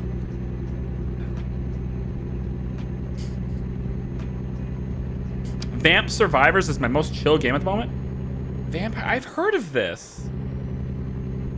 The name. I've heard of the name. I don't know the game, but I've heard of that. Love the spaghetti conveyor belts. Yeah, or my favorite part is when I don't place the machines symmetrically. Or I choose not to use the concrete foundations. I just put the machine on the ground. What do you need foundations for? They fit on the ground. It's not like the machines won't work on the ground. They do. They'll work. They'll level themselves. What do you need? What do you need foundations for? Lining them up straight? Like, that's not gonna do you any good. Oh God. I got halfway through that series and I started doing it the same way over and over again, purely to trigger them, because I don't know, I do this thing, and maybe I probably shouldn't, just because if I want people to watch my content, I probably shouldn't antagonize them, but I do this thing in a lot of series. Prison Architects is another big one. I think probably once every single prison I've done, there are 8 of them, I believe now. I think in every single prison there was always some element that I had a ton of people tell me I was either missing, or I didn't put it in, or it's some small thing that I fix, you know? Usually it's a wall that's out of place, you know? Like, there's concrete walls, but for some reason the corner was fencing. It just never got filled in. Or there's a door in the wrong spot or something.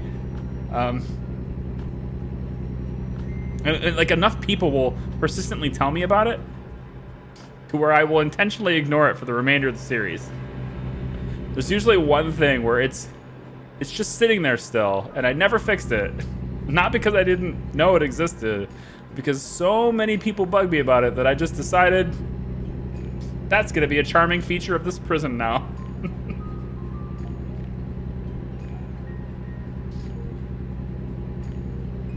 We have KSP2 coming, and I gotta be honest with you, I wanted to create videos for KSP2. I do. I wanted to create it, but I think I'm gonna stream it first. I think we're gonna go live streams with it first. Reason being, because of this limited time and how I'm, you know, I only have nighttime to work with. I don't have, you know, videos are so hard right now with schedule. But at the same time, there's a lot of features in KSP that's not gonna be there on when it hits early access, right? Not all the features are gonna be in the game. Not every type of part, not all the parts, not all the planets, etc. They're not all gonna be there. And I feel like for the full playthrough experience, when it comes time to like make the full like proper playthrough for it, for career mode and stuff especially, I'd like the whole game to be there when I start that. So I think that might be a game we stream for a little while, just to kind of get a feel for it and do as much as we can with it, but under the impression and under the understanding that the full game isn't there yet, you know? And then when the game kind of gets more fleshed out and done, and maybe mods start hitting it and changing some certain things, I'm sure there's some really cool things that'll come for that game. In the modding community, essentially, much like a lot of other games, the modding community is what really truly kept that game alive, gave that game the longevity that it has, still to this day has. It's incredible. It's like it's almost Bethesda level mod reliance at this point, which is great. But yeah, look at the clouds. Yeah, they really did a good job on making it, just making everything look and feel, I don't want to say feel real, but just at least looking real, yeah. Oh, look, I have to weigh again. I think they're just picking on me. You know? I think it's just like every single, what is it, state lines? Is that what I'm doing? One for every state, always? Maybe that's how it is. Look at that guy bypass. Where's his fine? Fine him. There's no reason to enter this area if you're gonna bypass.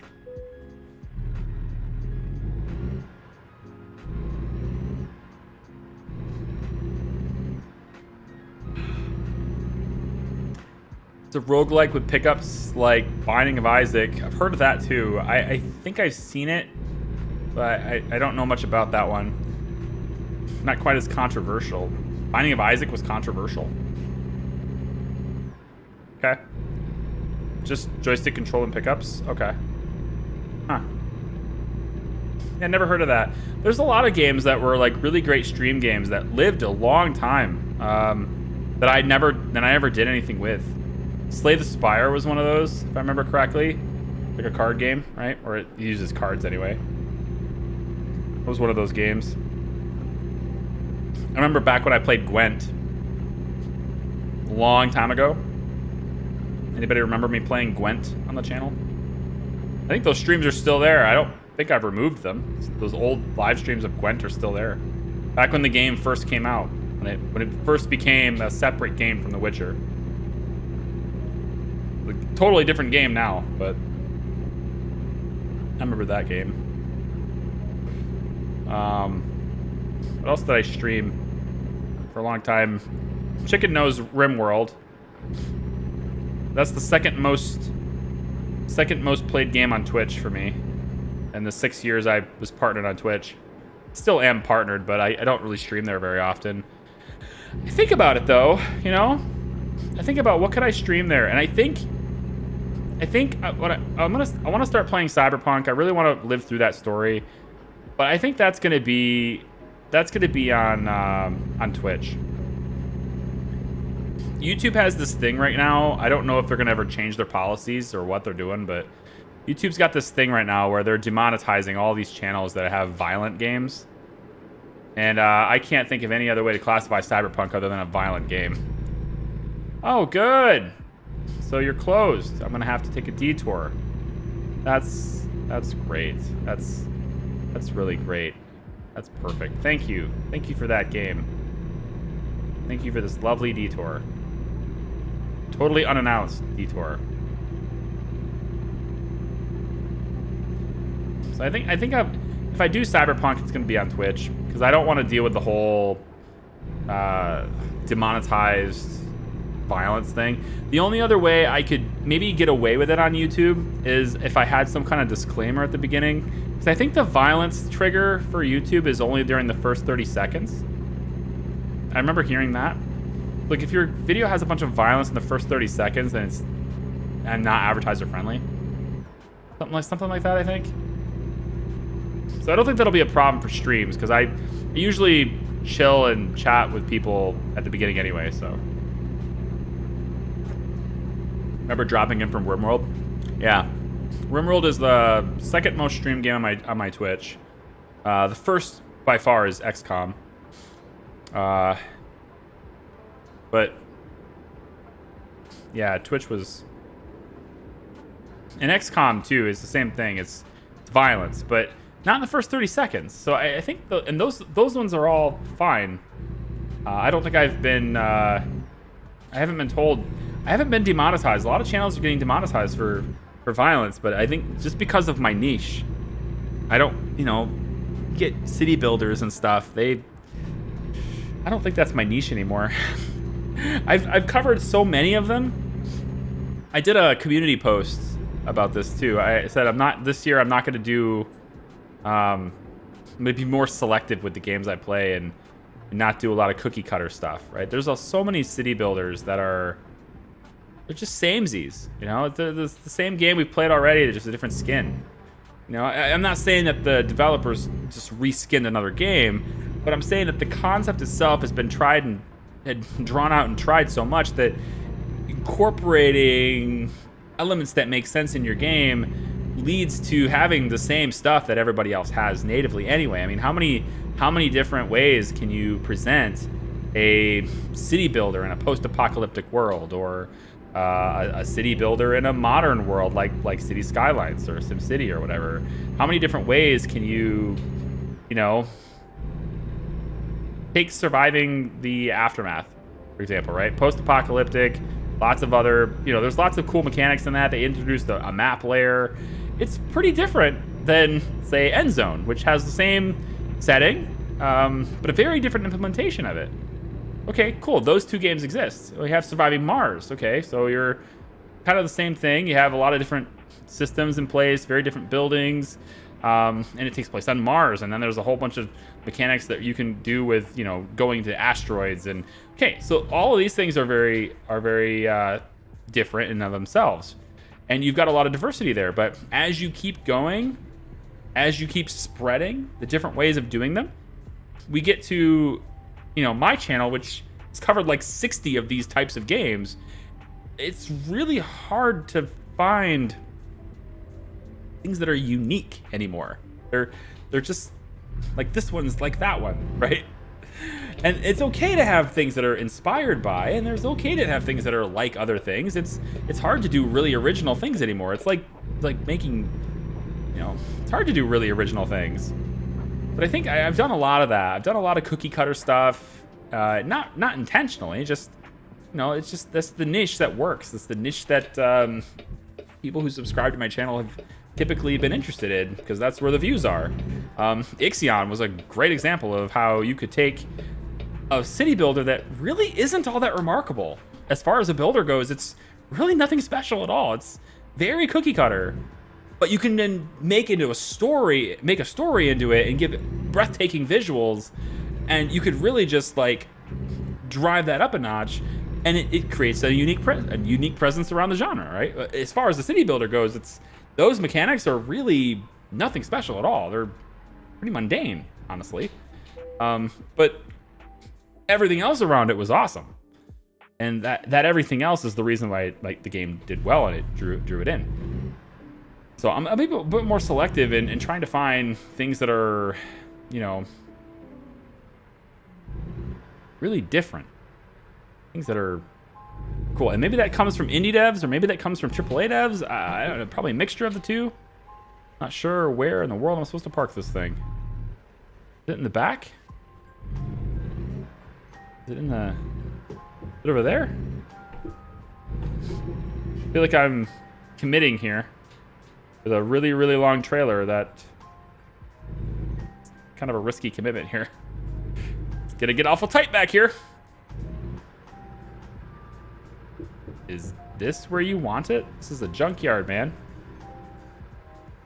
Is this where you want it?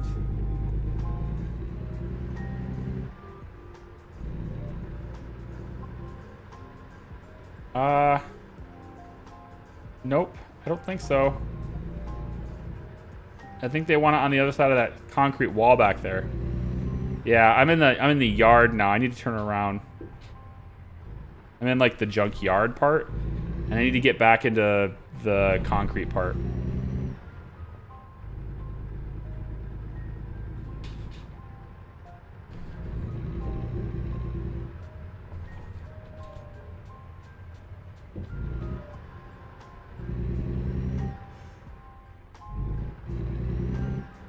Okay, so I need to go back to this part, and it needs to be back here, I think. Whoa, hey wheel. Why are you going glitchy with me? Don't do that. Where the hell am I supposed to go? What the hell is this?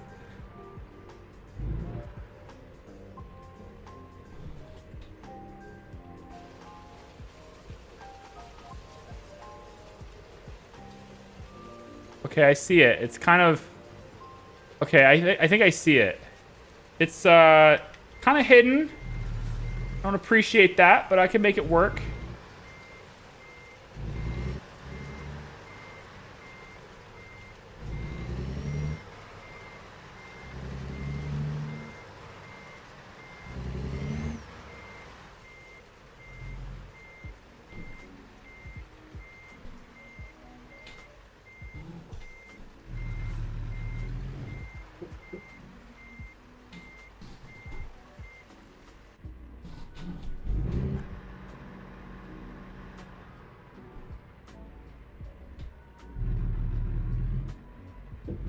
All of what you say has validity, but I'm still looking forward to Frostpunk 2. Frostpunk 2 is going to be another one of those situations, right, where the overall mechanics of how you interact with the game are not really all that unique.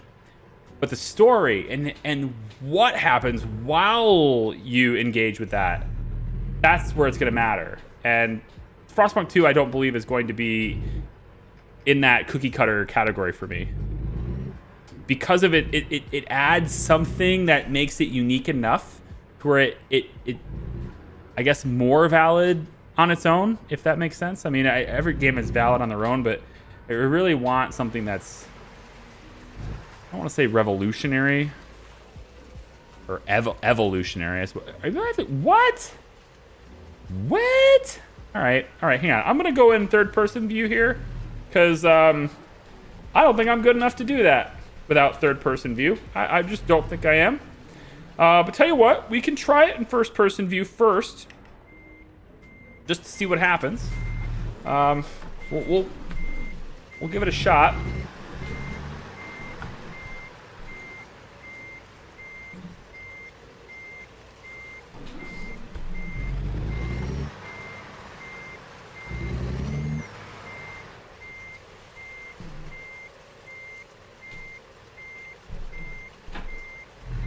Didn't cut fast enough.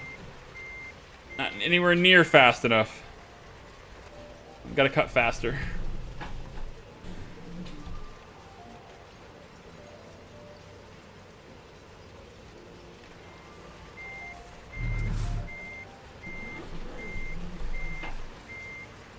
Cut. Come on. Come on, cut it. All right. Let's go. Come on, cut. Oh, turn, you son of a bee. Come on, turn.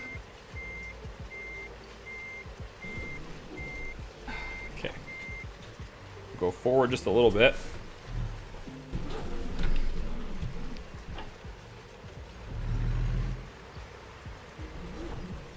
Okay.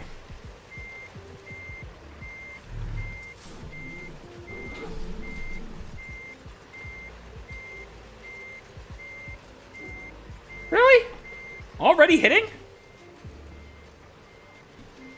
Hey, you are a long-ass trailer.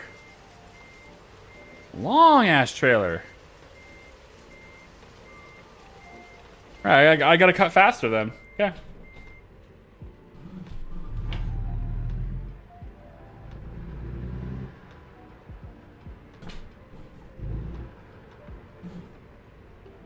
Parking spot is unfair.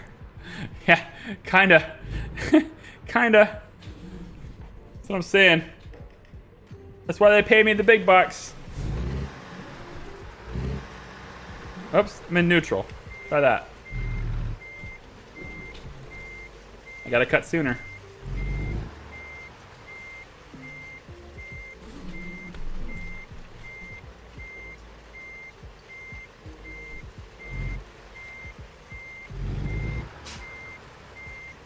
That might be too soon. That's a bit too soon.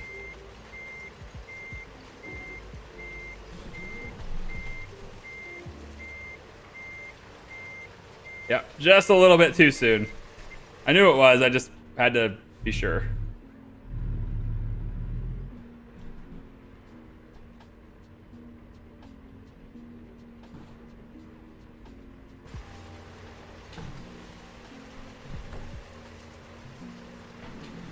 Okay.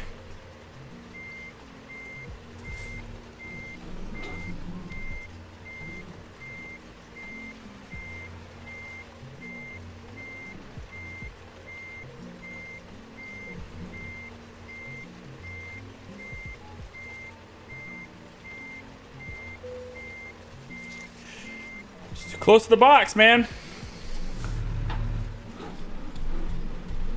Too close to the box.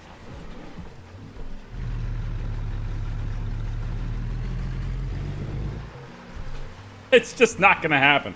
Okay, so this is the part where you have to be an expert in order to do this. So I'm going third person because that's the only chance I got in the world.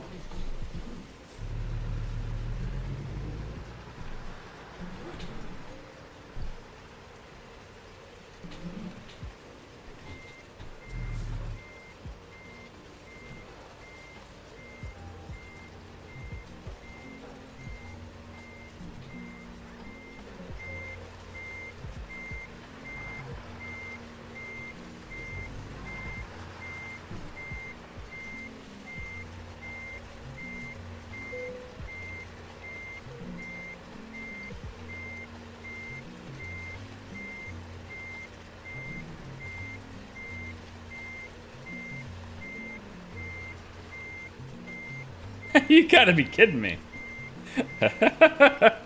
Come on, man.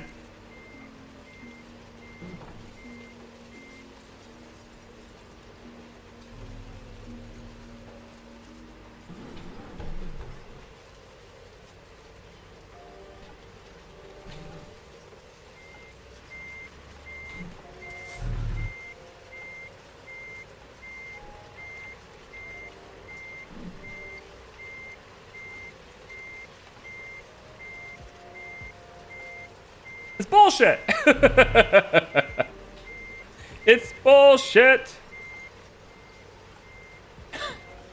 This parking spot is bullshit, man. Okay, well, like I said, I don't stand a chance in hell without third person, so. This is the part where if I was a truck driver, I would have a drone.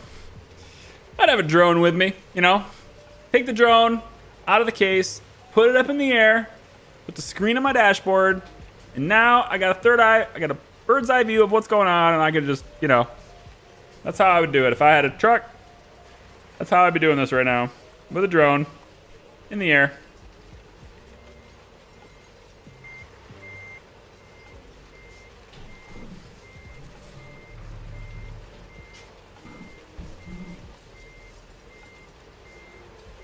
Like, you can't turn it, like, sharp enough to get it in there.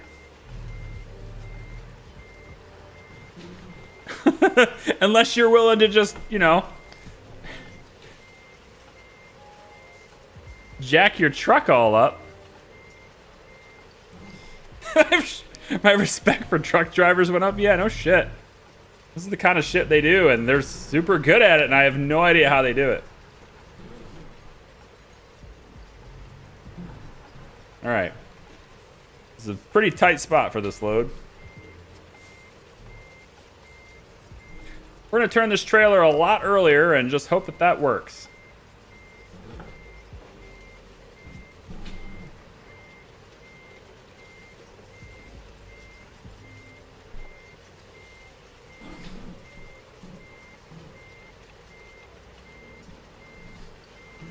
Come on. Give me it. It's in there. It's in.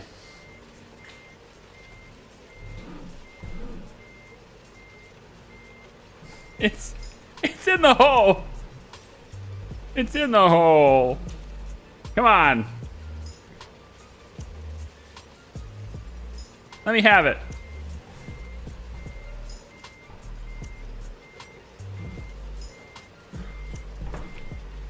Ah, I gotta turn the other side. I gotta turn it the other way. Yeah, like that. Okay.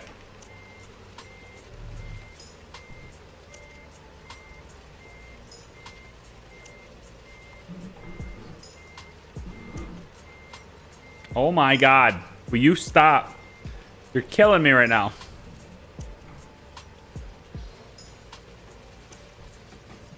Like, just go straight back from here. Straight back from here, okay? Can I do that? Can I get it to go straight back from here?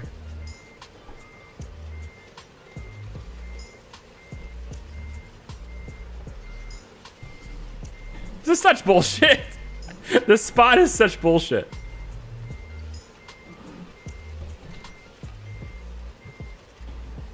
Like, what exactly does it want from me right now, you know? Like, it's lined up. Just let me drop it off right here. I have to go straight back from here, but in order to do that, I gotta whip my front end around. It's gonna hit that box.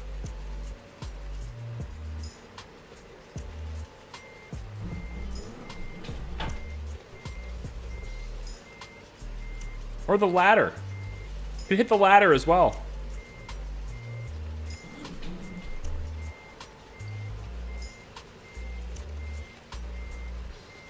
Dude, just let me have it.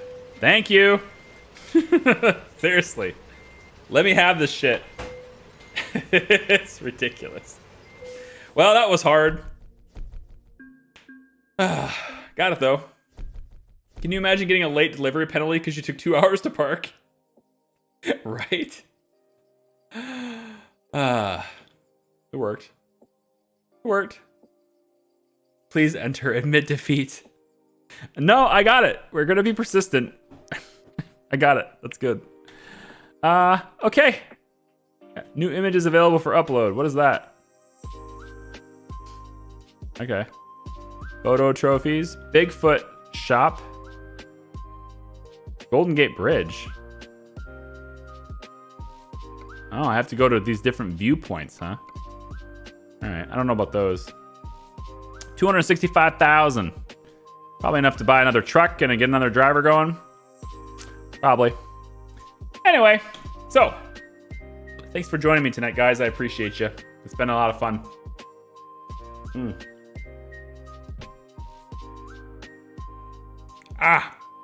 If I can stream tomorrow, I'll let you know on Discord tomorrow.